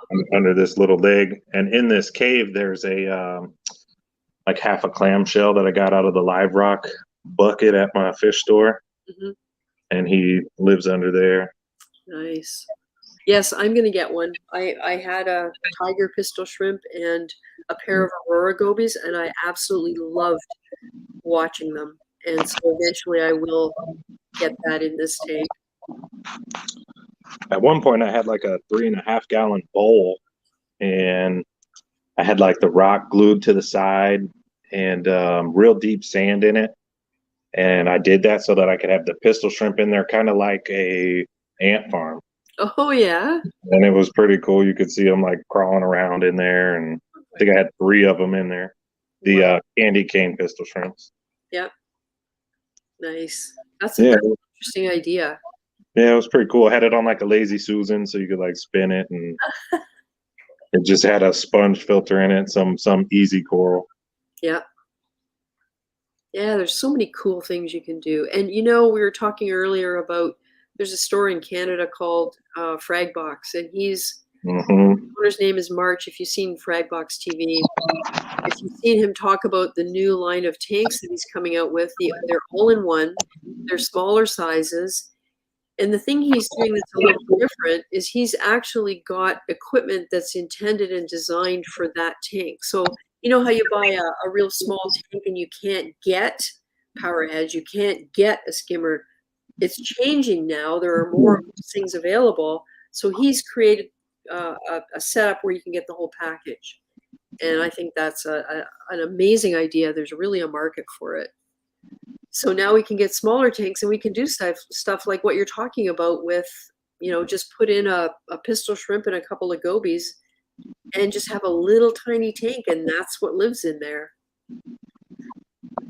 I've So I believe on like feeding heavy and skimming heavy. So I've got like a Reef Octopus HOB 90, but I had to kind of change all the plumbing for it.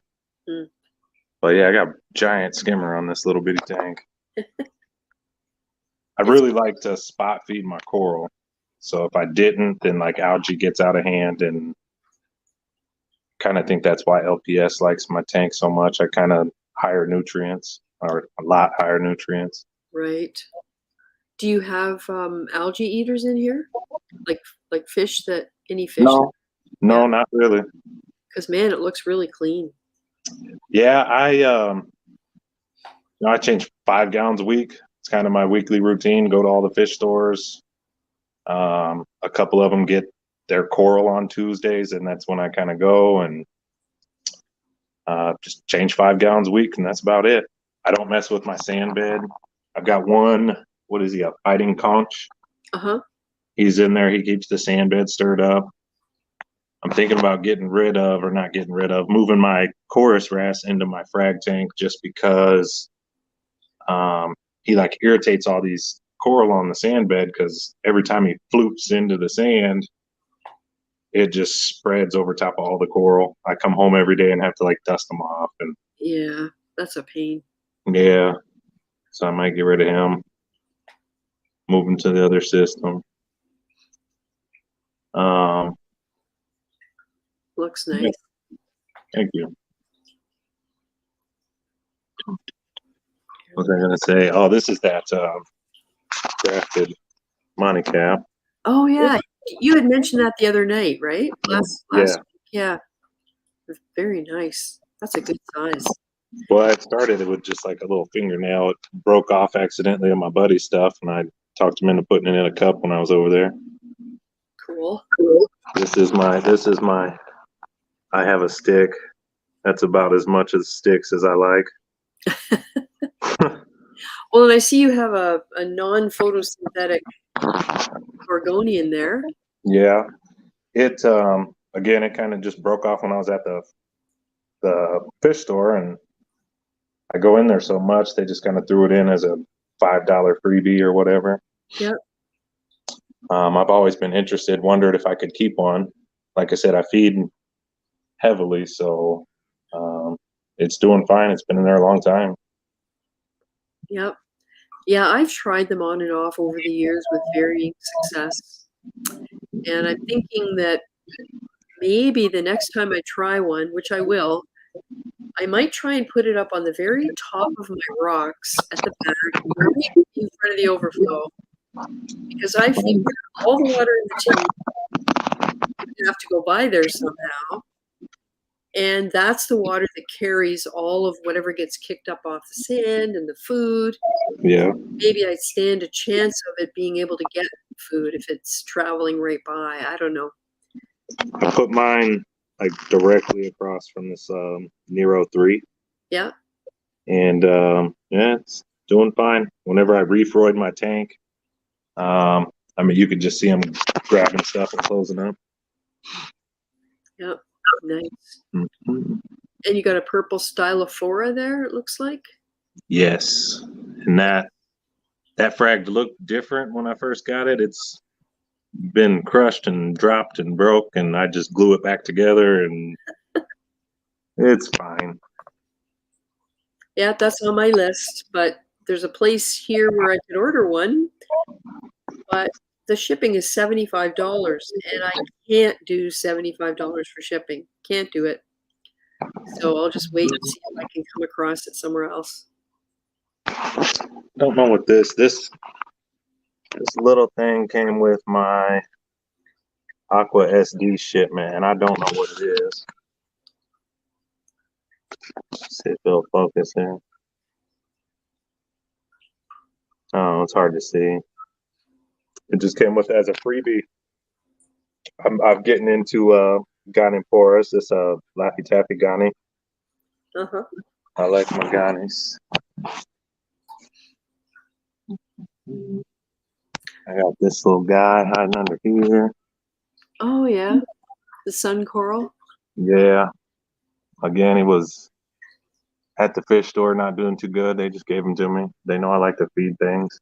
Yeah. Mhm. Yep, I have had sun corals in the past, and I've been known to be hanging over the tank at 1 o'clock in the morning, dropping ices down there and scaring the shrimp away. Yeah. Yeah, I don't have any shrimp in here. Shrimp dig food out of corals. It's I true. don't like them. ATF in the house. Hey, Alan, how's it going? He said, I found gorgonians in a small rock glued to a 3/4 inch frag disc square, and in the corner front of tanks do really well. I might have to try that. Maybe corner back though, because I still wonder whether food in the water column going towards the overflow might be the answer for me. Yeah, I've always wondered that too. Like, get one of the floating frag racks and park it right underneath the overflow. Yeah. When you see the amount of crap that gets caught in the teeth, you got to wonder if you had coral there, at least it would get access to it. Yeah. Mm-hmm. Nice. This little mushroom, I don't know where it came from. It looked like a zoa when I first set up my tank, and it just, I don't know, it's a mushroom, I guess. Camera doesn't really do it justice. It's really good looking.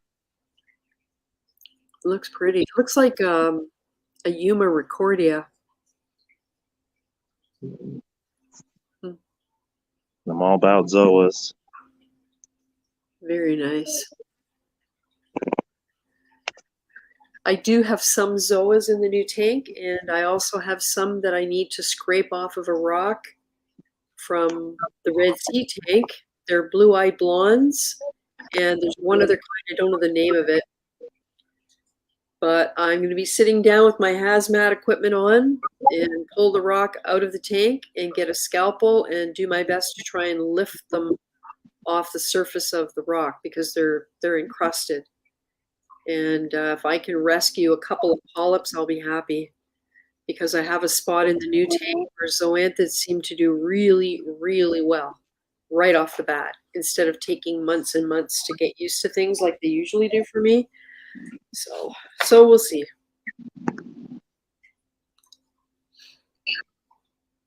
Are those scrambled eggs? At the bottom? No, right there hanging off the left side are scrambled eggs. Oh, okay. Down here, I don't know.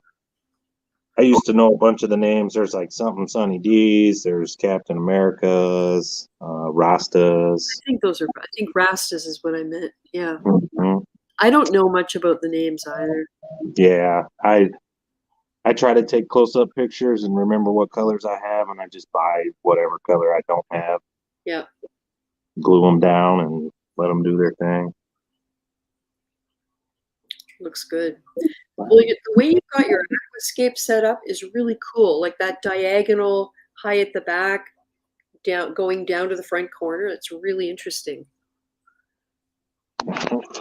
Yeah, so when like I said, I set this tank up, I kind of knew a little bit of what I wanted, but I just wanted one big piece of rock. Mm-hmm. As I was, when you were talking about doing the scape for your 300 gallon, I was the one that was like, take your time, glue it all together. You know, I don't know, to me, it just makes for a long-term kind of thing. Yeah. And in my case, I've always made them modular in the sense that they're in pieces and the pieces are composed of smaller pieces glued together. So when I put them in the tank, there are 1 or 2 contact points, and that's all. And when I took the Red Sea tank apart, that really helped me because I was able to disassemble it in large sections for the most part, and then just move those sections and then reassemble it into the 90 that was the holding tank, but it was a different shape, and that was the problem. It wasn't as deep front to back, so it was tricky. But I agree with you about how they never go back together. So Yeah. if you want a certain shape or for it to look a certain way, your best bet is to make sure you cement them or whatever. And I also try to balance them. So as I'm building a scape, if I put another rock on top, I try to get it to stay in place balanced before I apply the cement or whatever, because I figure then it's not fighting against gravity to try and move against the cement that I'm putting on. You know what I mean? Yep. And that has really helped too, because it just allows it to cure better, and it's more balanced when you actually stand the piece up in the tank. Yeah, it's amazing. You know, when you think about this hobby and people look at your finished tank, they have no idea how you got here and all the steps you had to take and all the stuff you had to do. I mean, it's not like somebody hands this to you and says, "There you go, take care of it." Yeah. You have to create it. Yeah. This side of my tank has always been, I mean, it's super dark. I used to be able to keep coral on this little flat disc here, but once the Duncans, all these Duncans started out as one head. And as they grew, I mean, it just shaded it out so bad. Yeah. I added this little Frag Box Squirrel did a review on this little thing. It's called the Aqua Night V2 little puck light. Oh yeah. And kind of added that, trying to get some light over here. Yeah. I've got what is this called? A St. Thomas mushroom. Oh yeah. They're cool. What other light do you have on this tank? Like, what's your main light? It's an AI. Is it a HD16? Yeah. Mm-hmm. And how do you like it? It's fine. Yep. All lighting is really expensive, so yeah, I'd prefer. I really like. There used to be one of the black boxes was called a Ocean Revive T 24/7. I remember that. Yep. And that's probably my favorite light. I have one that's on my I've got like a 40-gallon frag tank. That I started probably 2-3 months ago. It's pretty boring, and I don't want the tank police called on me, or I'd show it. But a T 24/7, and that's my favorite. The dimming and all the spectrums and all that stuff is cool, but it's a little overkill for me. I just want it to come on and come off. Yeah.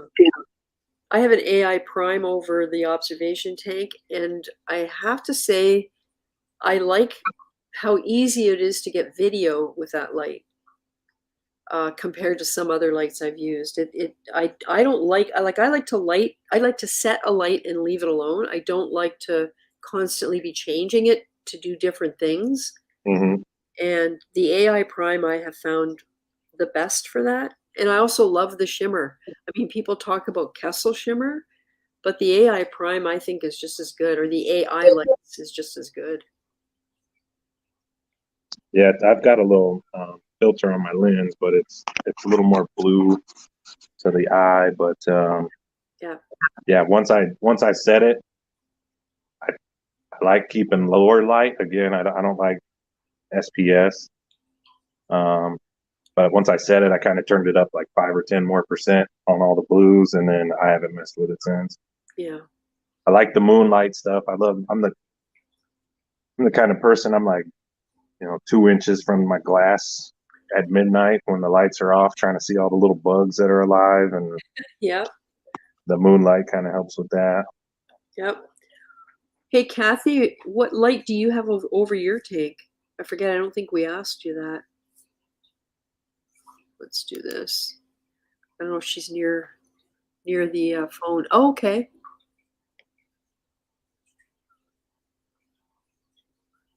I don't know if you're muted, Kathy. I think it still looks really nice, even with all the blues on.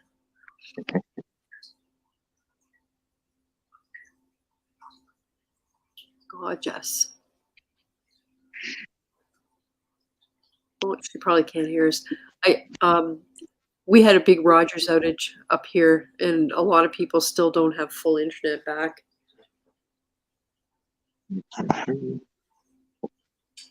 Cool. Got walking Dandro the other day. Oh yeah. I saw the worm when it was in the bag and I was bringing it home. I don't know. I always imagined it was like a some type of parakeet worm, so it'd have like hairs to it, Oh yeah. but it was really smooth, like a just like almost like a regular kind of earthworm looking thing. Huh. I thought about trying one of those in the tank, but I'm afraid it'll sort of move itself somewhere where I can't reach it. It To does it does move a lot more than I thought. yeah. Um, I, again, I got a lot of solitary polyp stuff on the sand, so he doesn't have much room to run around. But in this little yard he has, he's kind of all over the place. Yeah. There's It's my do you have to hand feed it? the worm. The dendro itself? Yeah, like I said, I like feeding all the big LPS, so I kind of feed everything often, probably once a day. If it looks hungry and it's open, it gets fed every time. Yeah. Nice. So you were saying you have a frag tank, and is that where you're going to move all of the corals you've got in the frag racks here? Yeah, once I've got a little more trust in the frag system, I'm gonna move everything over there that I can. All of these zoas are there's like a frag, and then it's growing down onto the rocks. So I want to start breaking off the frags Mm-hmm. and kind of breaking them up, and then either putting blank discs where the discs started, or Yeah. gluing little rubble where the rubble was. That way I can kind of propagate them that way. Right. But yeah, I've never really had the room for a frag tank, and I just another part of the hobby I wanted to try. Mm-hmm. I did it bare bottom, which I've never had to fight dinos Mm-hmm. until like the first month of this thing. It was the ugly stage was pretty hard on it. Oh, the frag tank, you mean? Yes, Yeah. lots of dinos in it. Oh, that's interesting. And Yep. they told me it's because the sand bed. Can you hear so me it's, now? bare bottom. Yes. I guess the internet's not your friend tonight. Can you hear us? Oh, maybe not. It could be my internet. I don't know. It said I lost the microphone in my browser. I don't know. What kind of lights do you have on your tank, Kathy? I'm running 3 AI primes, 2 Yeah. regular HDs and 1 16. Cool. Last year, can you hear me? Last Yep. year I switched. I used to run 2 primes and a T5 hybrid, ATI T5 hybrid, T5, and then I don't know. I just decided it's time for a change, so I bought another used prime. Took off the T5s, and I like the blue better on this and the shimmer better. Yeah. I guess I've lost it here.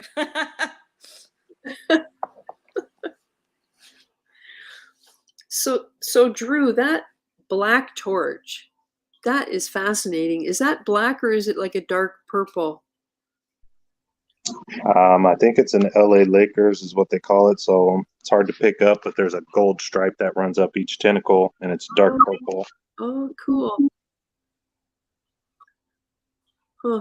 When I first set up this tank, I wanted the whole top of the rock to be different torches, and I probably had, I think I was up to like 6 different types of torches, and I had about 4 scullies and a bunch of zoas that I don't have anymore. Well, I ended up having copper in my system really bad. Ooh. And I never really had to deal with that. But it was strange because all my inverts were fine. I didn't lose any livestock. It was just a slow death of all my coral. Wow. That had to have been tough. How did you find out what the problem was? An ICP test. Okay. I was like swapping all my equipment. That's when I bought this other light. I like changed everything I could. and I still don't know where. I think it came from a cheap power head. Oh yeah. Because when I finally took it off and I got this Nero 3 on the magnet, the coating had cracked.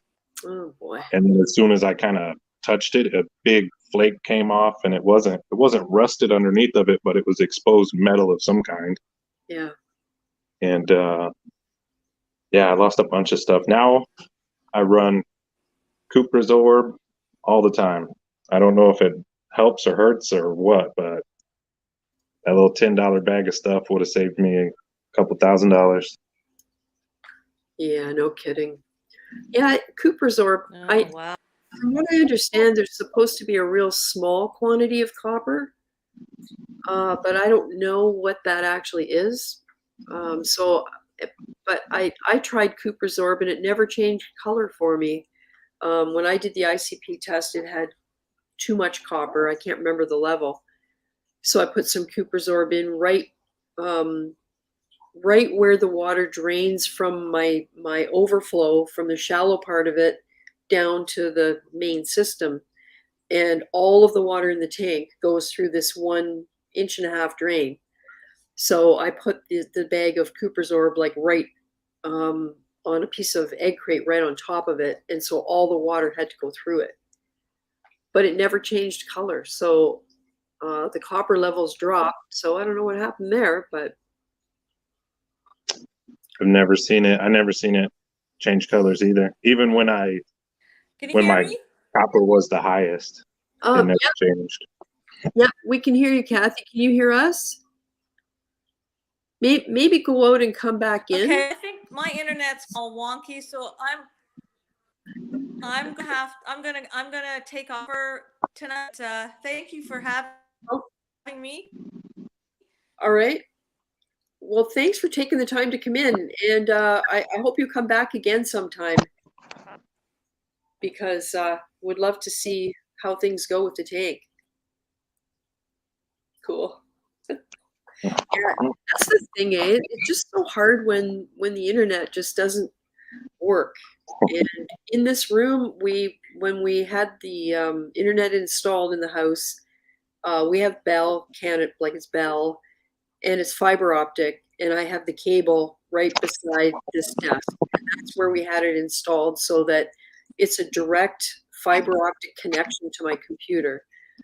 And that's the only way I can do it. I can't really do it on Wi-Fi. So I don't really like having my computer in the same room as my tank, but I cover it up. I shut it off so the fans aren't drawing in salt air.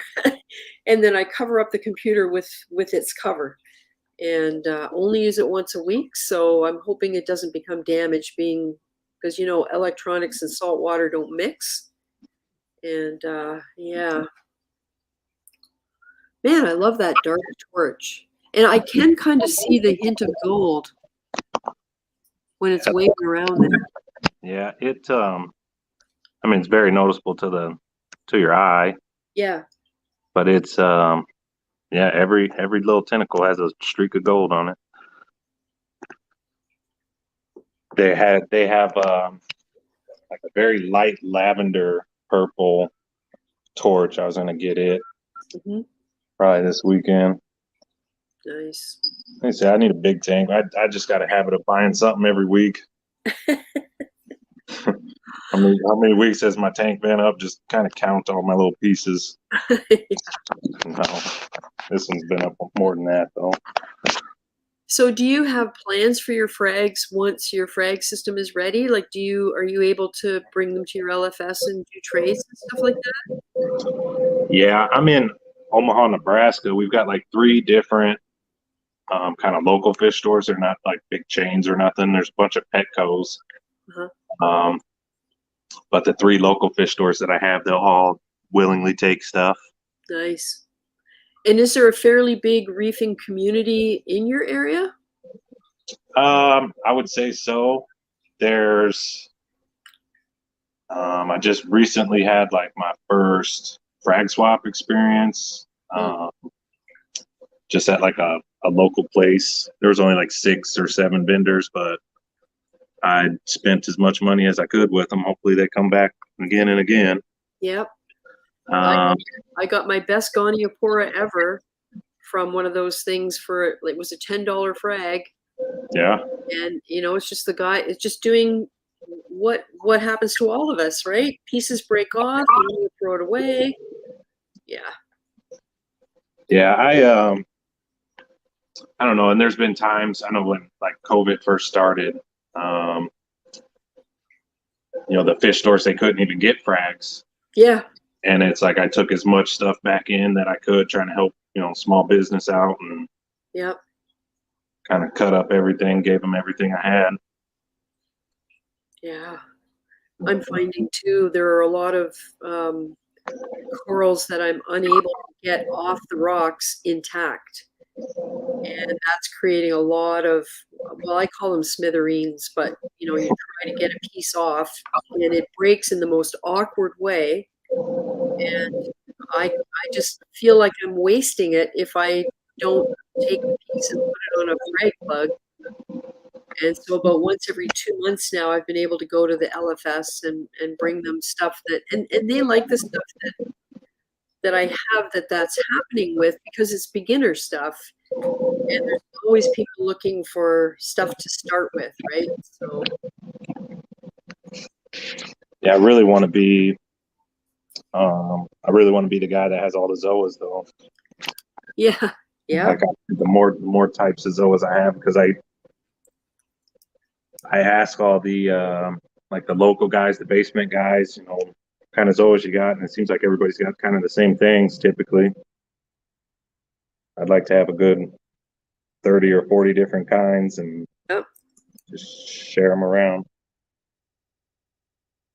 Yeah. I at one point had a lot of different zoas, but I just seem to have really variable luck with them.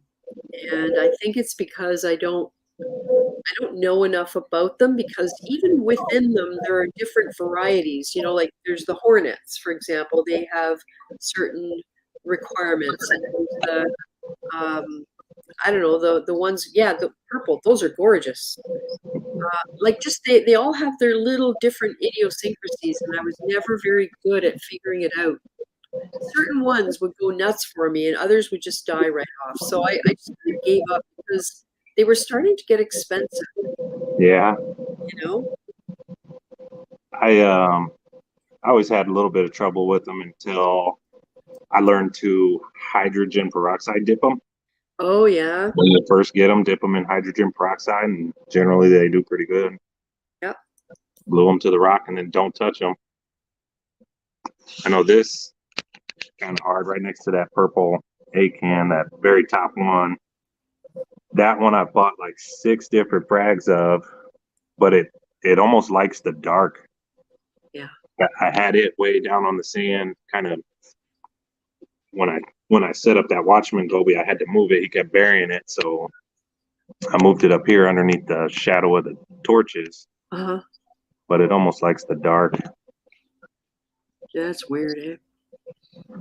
And I think that one's called a Bob Marley. Mm. They look really nice together. And I like your idea of taking the frag plug off and then replacing it, because that way they always have lots of room to grow. Yeah. And you can always get propagation from them. And because that's the other thing, the stuff that we have, it grows, it spreads out, it changes. So there's this point where it looks beautiful and then it starts to look overgrown. So that's a really good way to solve that, like, I think. Yeah, the one thing I would do different with my rock is I should have taken more time and put more little frag holders on it. Like I just like took epoxy and just made little holes for the frags so they plop in and out of there. Yeah. I should have done that everywhere. Every little crevice should have been another one. Right.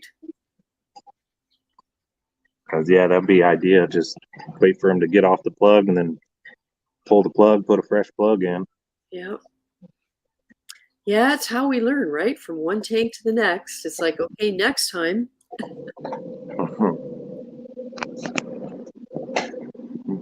AC Wagner said, our LFS shut down because distribution for frozen goods and live shipments to the Maritimes were shut down. Yeah, I think we were talking about when you were mentioning beginning of COVID. Yeah. It had to have been awfully hard for a lot of these businesses. I don't know.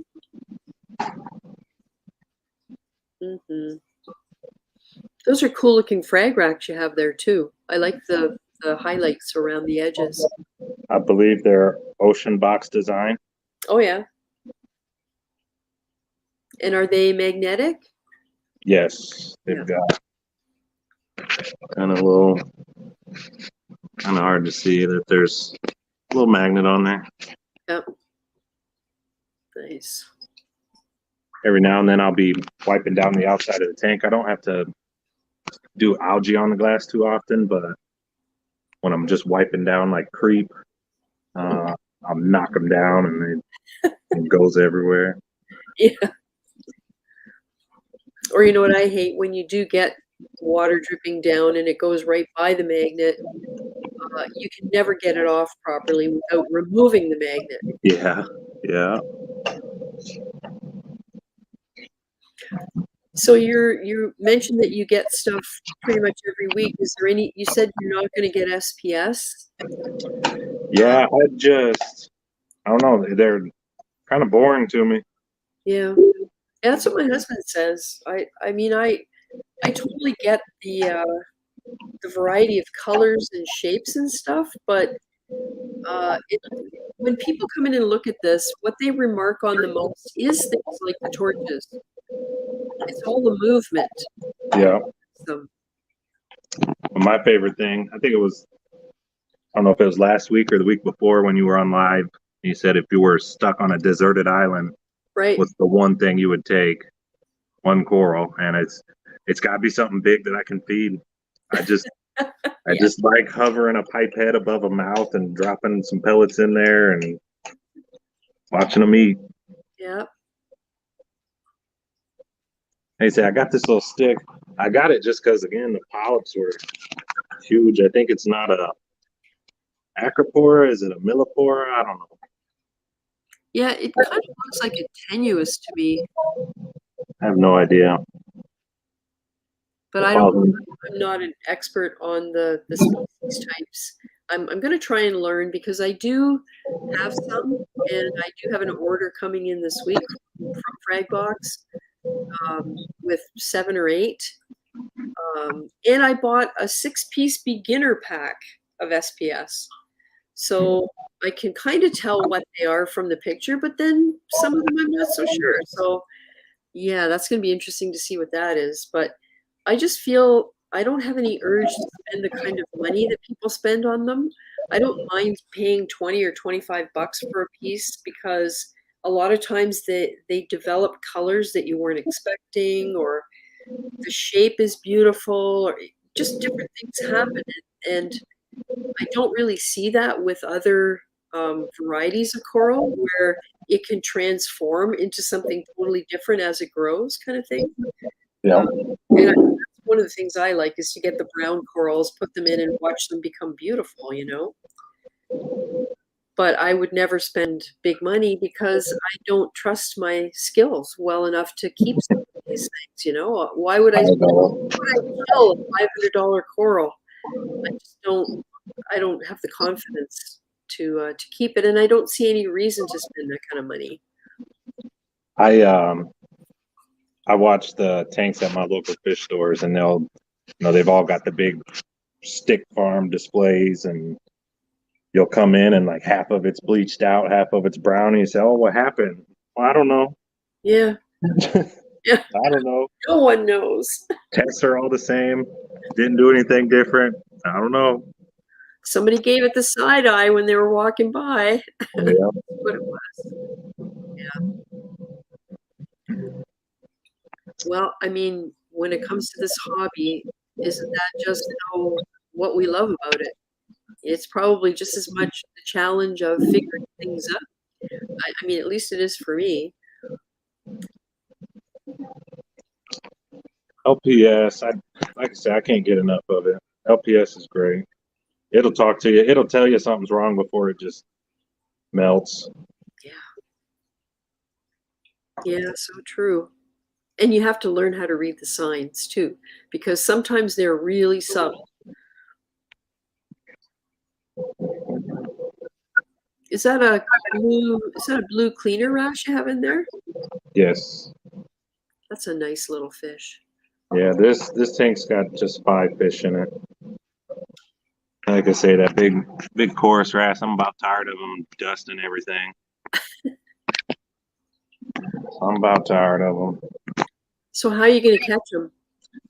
I have no idea. The good thing is I can lift my whole rock out in one piece. Oh, that's true. I'll probably chase him until he goes into the sand, and I'll just scoop a big piece of the sand out. Yeah, I did that with my green wrasse. That's what worked. Yeah. Because it's like when they go into the sand, they almost become, especially if you wait a couple minutes, they become kind of half asleep almost. Yeah. And if you get a big enough net, you won't damage them. And yeah. Yeah, I'll try to get him out one of these days. I don't know. He's fine. I just got to dust the coral off all the time. Gives me something to do with the tank. Yep, that green wrasse, I took him to the LFS, and just before I caught him, in about the last week that I had him, he finally, after 6 years, no, that's an exaggeration, 3.5 years, he turned bright green. He was beautiful. And so the LFS had him in one of his frag systems, and he had some fish in there. And one of the fish he had in there was, what are the tangs that are all multicolored? A koi tang. And the green wrasse killed it. Jeez. So my little $30 3.5 or 4-year-old green wrasse, it was pretty big at that time, killed a $2,500 fish. So he's living somewhere else now. Mm-hmm. That's a nice looking blasto. Is that what that is? Yeah. Yeah. I was surprised how it grows. I thought it would grow more like, little branches or whatnot. It's just kind of a blob. Yeah. Started off as like 2 little polyps. Now it's just a big blob of stuff. Yeah, they form kind of a dome, I think, their skeleton. And I've been waiting. This is the longest I've ever been able to keep GSP. And it's finally like off of the frag plug. It's been like months. Wow. It looked all stringy. It's a good strain. It's real neon. That's a nice color. But every time I get it, everybody's, oh, it's the easiest coral. And I put it in there and it just melts. Yeah. I'm like, okay. Yeah, I wouldn't say it's an easy coral. I think it's a really common coral. And I think maybe what happens is people, beginners, have the right conditions in their tank for it. But I wouldn't say it's easy because I don't know. It takes a long time in my tanks for it to settle in. And you think it's going to die, and then suddenly one day it just starts to be okay, and then it grows. But you're right, it does take a while. I kind of I got like 3 different clove polyps on the back. Yeah. I kind of like those guys. I really want to eventually put one of them in the zoas. I wanted to shoot runners through all the zoas and random polyps through the zoas. And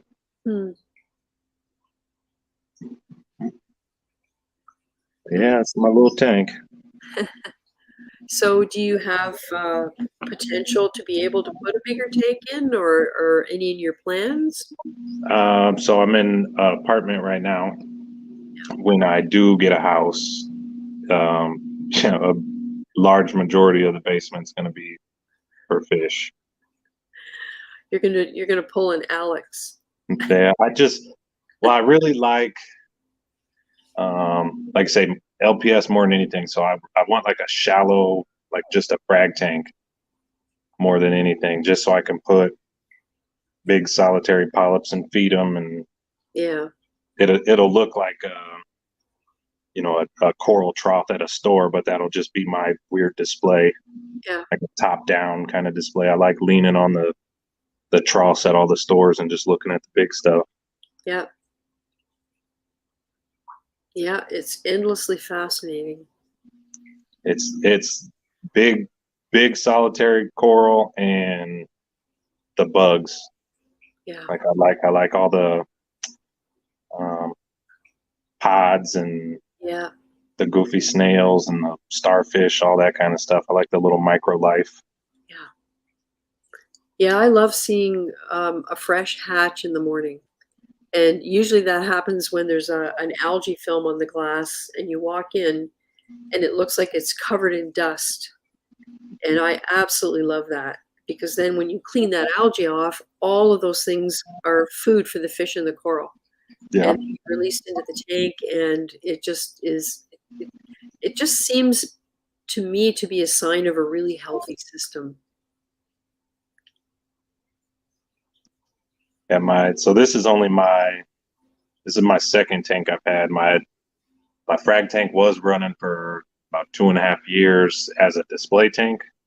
I saw instability in my life coming, so I sold all my livestock, packed the tank away. And then when I got to this apartment, I bought this tank.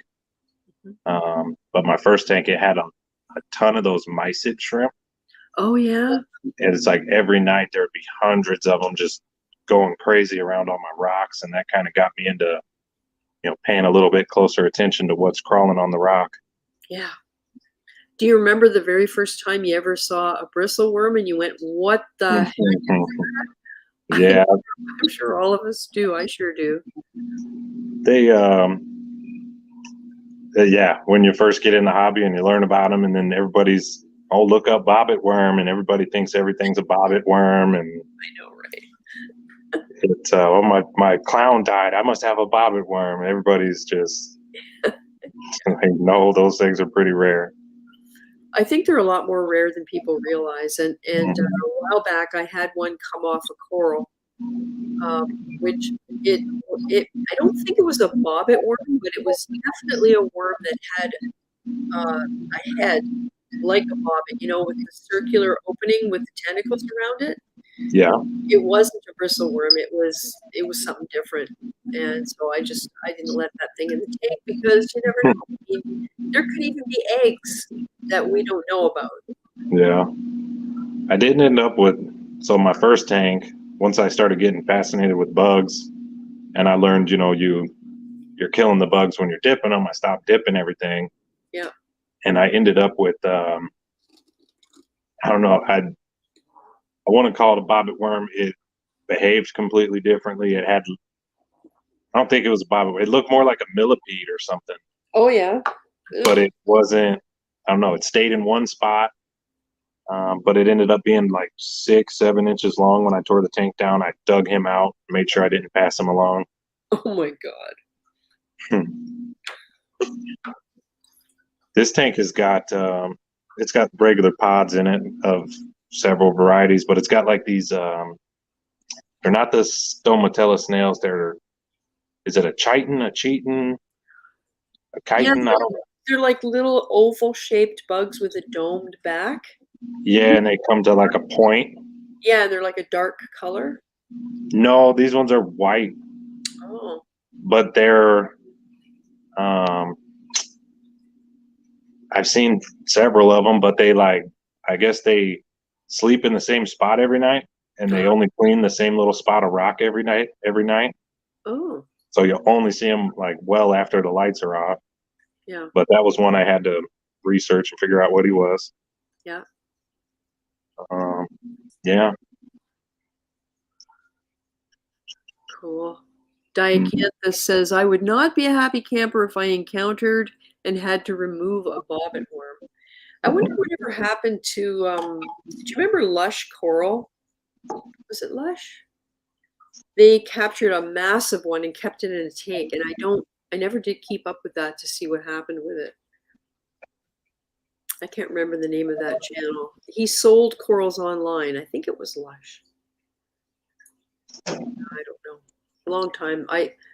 I look back and I can't believe that I've known about YouTube for like 7 years now. And before that, I was just winging it. Well, and you go to the LFS, and sometimes you get good advice, and sometimes you get not so good advice.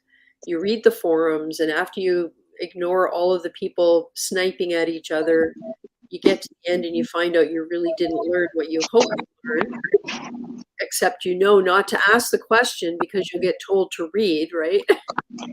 That so I've kind of peer pressured a few friends into getting saltwater tanks, and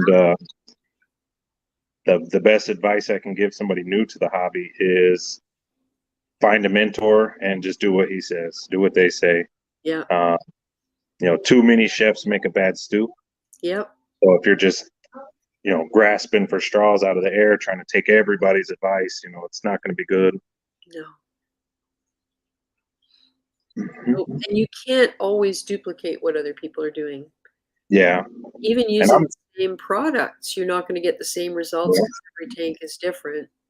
I've seen people spend a lot of money on like all the auto doser, auto tester, auto everything, put it together, and 6 months later they're tearing it down, selling it for half the price.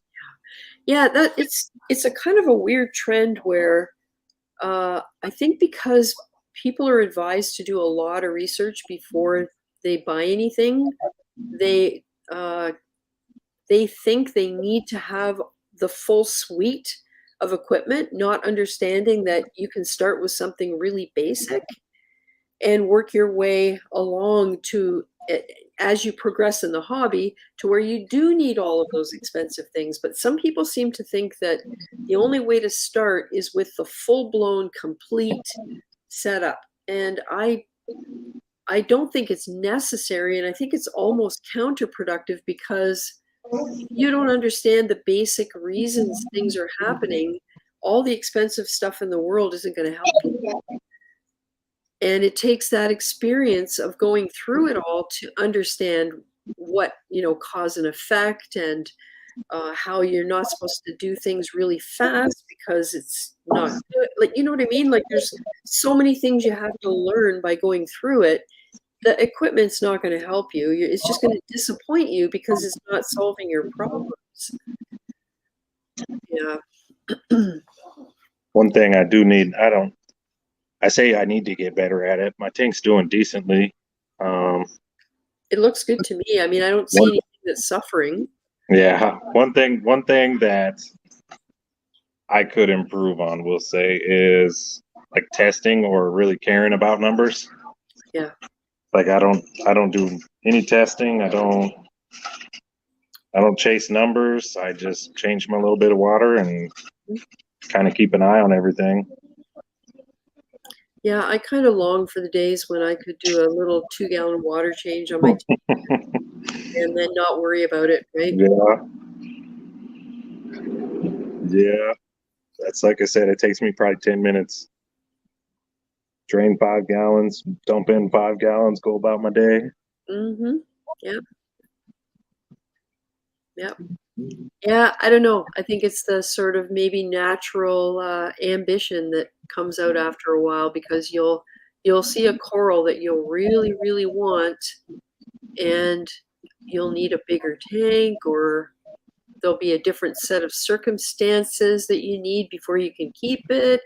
And then you'll start thinking, well, maybe I should be whatever.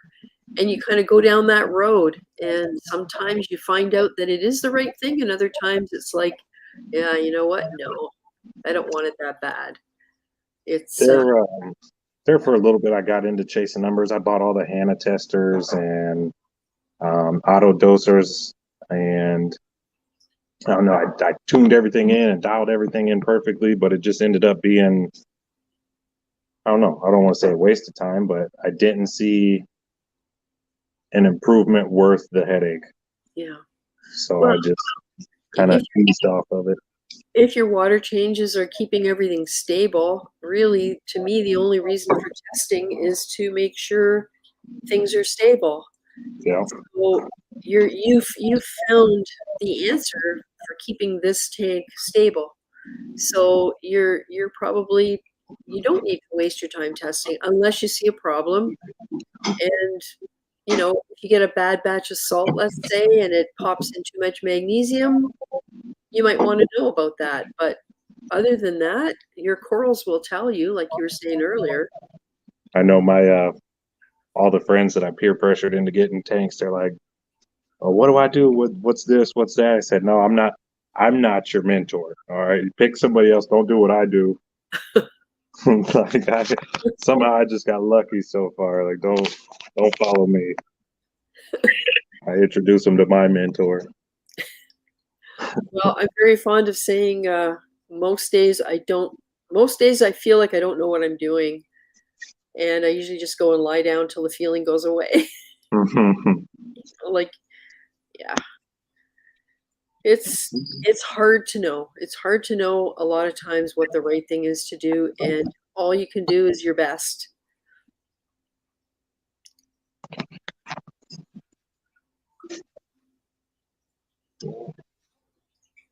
That's a nice view right there. Yeah, I can't wait to get rid of all the little frag racks. Yeah. The tank that, I mean, as cluttered as it looks a lot more open when the frag racks aren't in there. That is one thing I'm happy about with the big tank and having the observation tank in the basement. I don't need frag racks in the big tank anymore. Yeah. I have one tiny one in the back corner that I use just to bring things up from downstairs. Like right now, there's a Miyagi tort sitting on that frag rack because I wanted to see how it does in different types of light. So I've been kind of moving it around a little bit. I didn't want to glue it to the rock yet, but I don't want to sit it on the rock and leave it sitting there because I know it'll get knocked off. So at night, like after I'm done kind of leaving it for the day, I'll move it back to the frag rack because I want to know where it is, right? Yeah, Sean Clark, the impression of needing a controller is a barrier to entry for a lot of people. Yeah. Yeah, when people think that the hobby costs thousands and thousands, and it's like, just get a box, fill it full of water, and start. Yep. Put in it what you can get in it. Yep. And that's getting easier and easier, like we were saying earlier about the fact that when I had my 29-gallon cube, small skimmers didn't exist for that size of a tank. And I just had to use the Reef glass skimmer because that was the only style that would really do anything that was available. Then they started coming out. I think it might have been Reef Octopus came out with a skimmer. You showed yours, the hang on back, but they were expensive. They were like $200 or $300, and I just at the time it was like I'm not going to spend that kind of money. Yeah, I got this one. It's a HOB 90 Reef. I really like the Reef Octopus. And in my other tank, it's I think it was a Reef Octopus like 110 or something. Mm-hmm. They're both about the same size. Way too big for these little tanks, but like I say, I like feeding a lot, so I got to skim a lot. It's doing what you need, heavy in and heavy out, right? Yeah. And yeah, my other tank, it's pretty empty. There's a couple little frags in there just to kind of test the waters, and a few fish. I need to scoop out some of the fish. I put some dither fish in there because things didn't want to come out when I first put the tank together. That tank's only, I don't know, 3-4 months old. Mm-hmm. But now that I've got a lot more livestock in it, the corals are coloring back up. Everything's looking a lot better. Hopefully another month or two and I can just dump everything in there. Yep. Well, I did a really bad job setting up my frag tank downstairs when I was getting things ready for this tank. And I wouldn't do it that way again. I just figured I wouldn't have to cycle it as long as I put tank water and biomedia from the large tank. I figured that would be like an instantly ready. And I was just wrong about it. That tank was only occasionally in good shape. And that was after I gave it a really good cleaning. And, it never ever did turn into a properly operating system. So I won't try that again. I have frags, I'll try and put them in an established system. Like my observation tank has been running since 2018, and it has proven to be a really good place to keep coral down. So that's where it's going to go, because I suck at setting up new tanks for coral. I can start slow. I can cycle it for a month with sand and rocks and gradually add stuff. That works. But to think that I could set up a system that was instantly ready was a huge mistake. I'll show you this one, but nobody try to call PETA on my tangs. They're babies. My lease is up in December. Hopefully, I'll have a bigger tank, and We're in there. that's fine.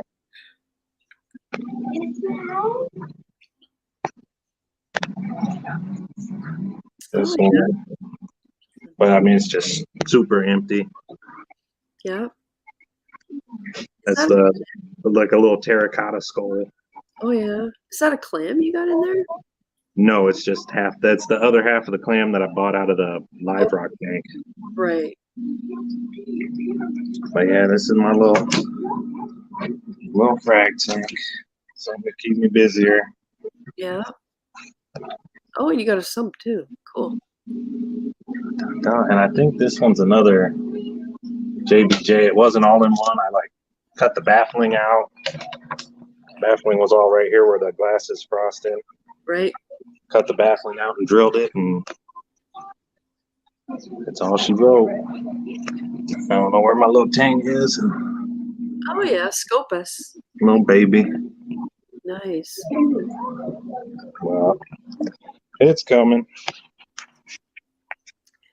Yeah, my fish are like puppy dogs. It's got so that my husband can show them the algae clip and they come running to the front of the tank. They know exactly what that is. It's crazy. Yeah, what light have I still got on there? I just have the bar lights on one side because they're slowly turning off. Oh, Casey. Sorry. How's your cyano? Pardon? How is your cyano? I know you've been kind of battling it. There's still stuff on the sand, but it's kind of in a holding pattern. It's not getting any worse, but it's not getting any better. And so that's what makes me think. Someone mentioned in the chat here to get a sand sifting goby, but I feel the same as you. I'm really concerned about having to constantly clean sand off the corals. I would tell you, I don't know if you can see them, get a half dozen of these guys or a dozen of these guys, like the fighting conscious. Yep. They stir up the only time I worry about taking my siphon all the way to the bottom of the tank is when there's laying detritus little piles. Normally it piles up over here pretty good. Yeah. But other than that, I don't really mess with my sand. Yeah. I have 3 strawberry conchs in here. I think one of them is on the way out, but one of them is huge. So I don't know what's going on there, but I think I need more. I don't know how many square feet you're supposed to allow for them because they do travel quite a long ways. And but it's not keeping up.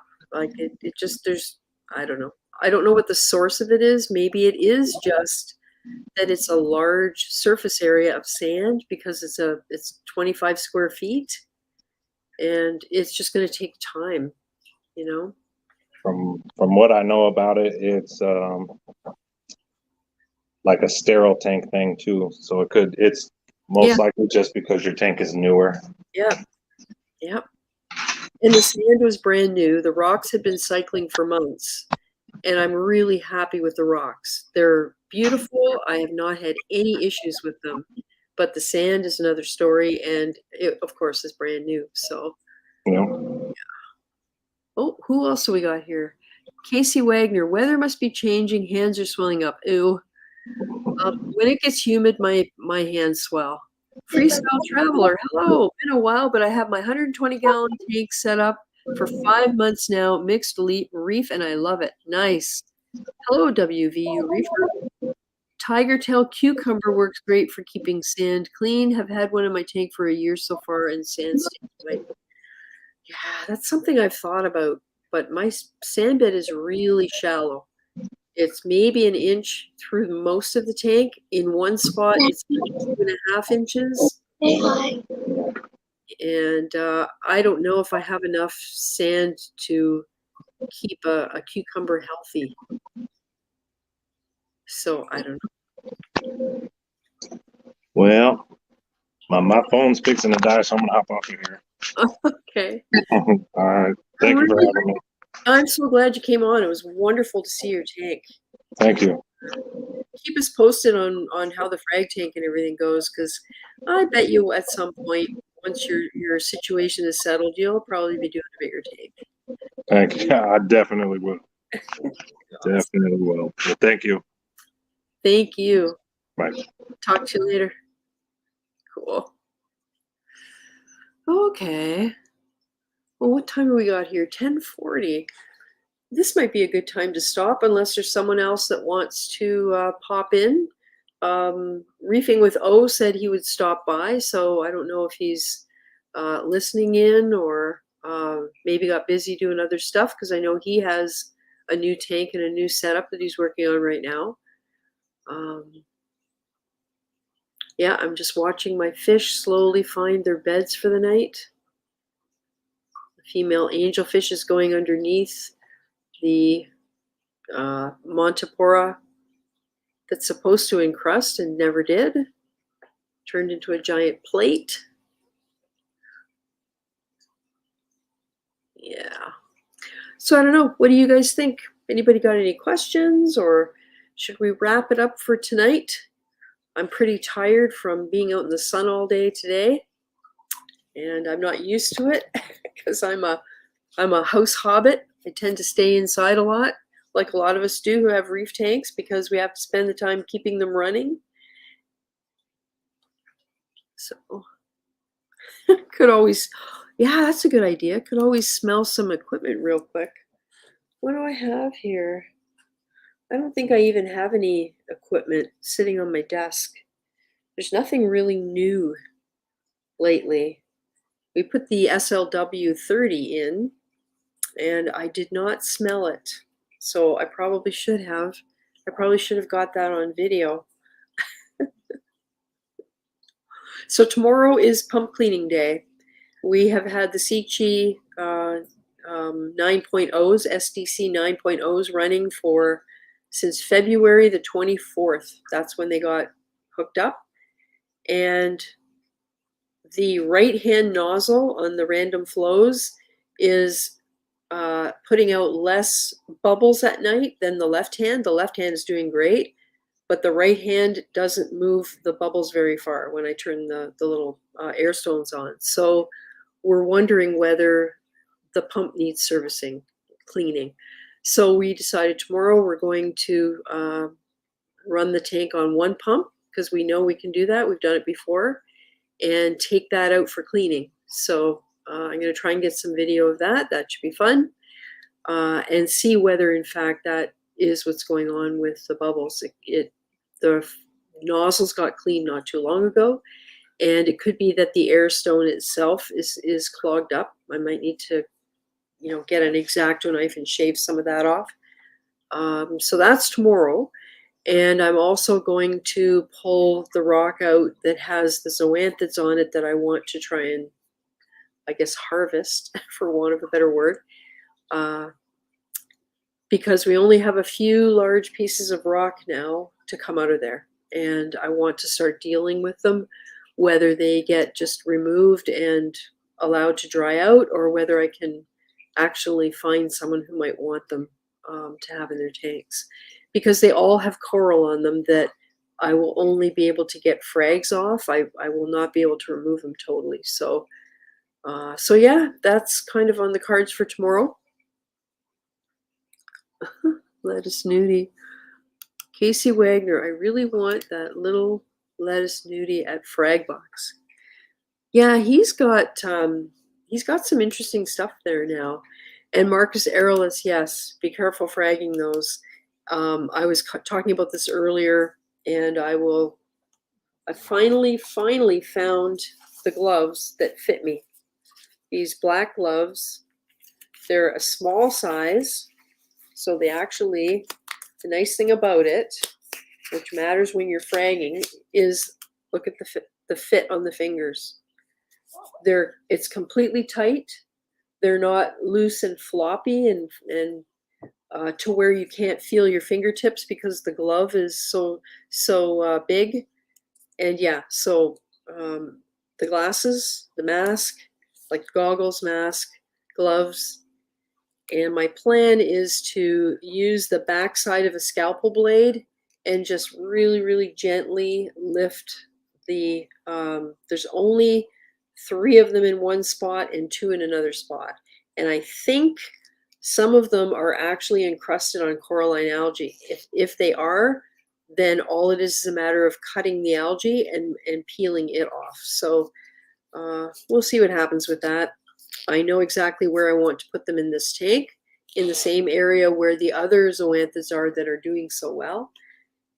And that area is going to be where I put whatever zoanthids I can salvage and move from the old system. So a little bit of kind of fussy work to do, but like I said, I'm motivated to try and get that moving forward so that I can just enjoy having a tank instead of constantly have on my mind, oh, I got to do this, because it's tricky or it's difficult or it's messy and all the excuses to procrastinate, right?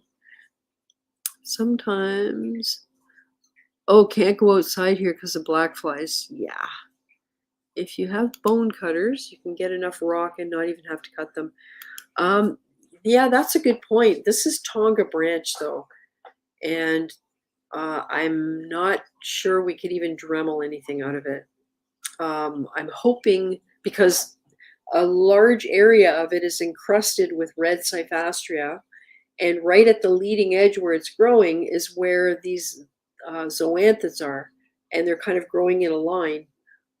I know for a fact that they haven't been pushed back. That's where they've always been, and the space between the Cyphastria and the zoanthids has closed in as the Cyphastria has grown. So it's not as if the Cyphastria is overgrowing them, but it's right up against them now. And I think I don't want to wait any longer to try and get them off. So that's why if I use a magnifying glass and the back, like not the sharp side, but the back side of the scalpel, and just try and get underneath the foot and lift it up, we'll see what happens. That's I can only try, and if I start having trouble, then I'll just abandon it because it's not worth risking getting injured or having a problem. All right. Well, I think I'm going to say goodnight, and thank you to everyone for coming and being around tonight. It was good. We'll be back next week with maybe more tank news.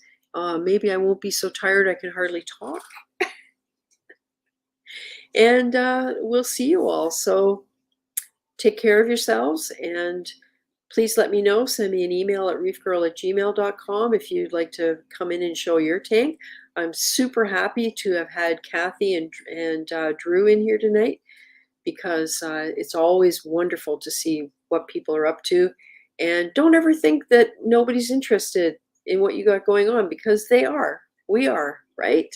Because look, you guys all watched Kathy and Drew's tanks, and we would probably be very interested in your tanks.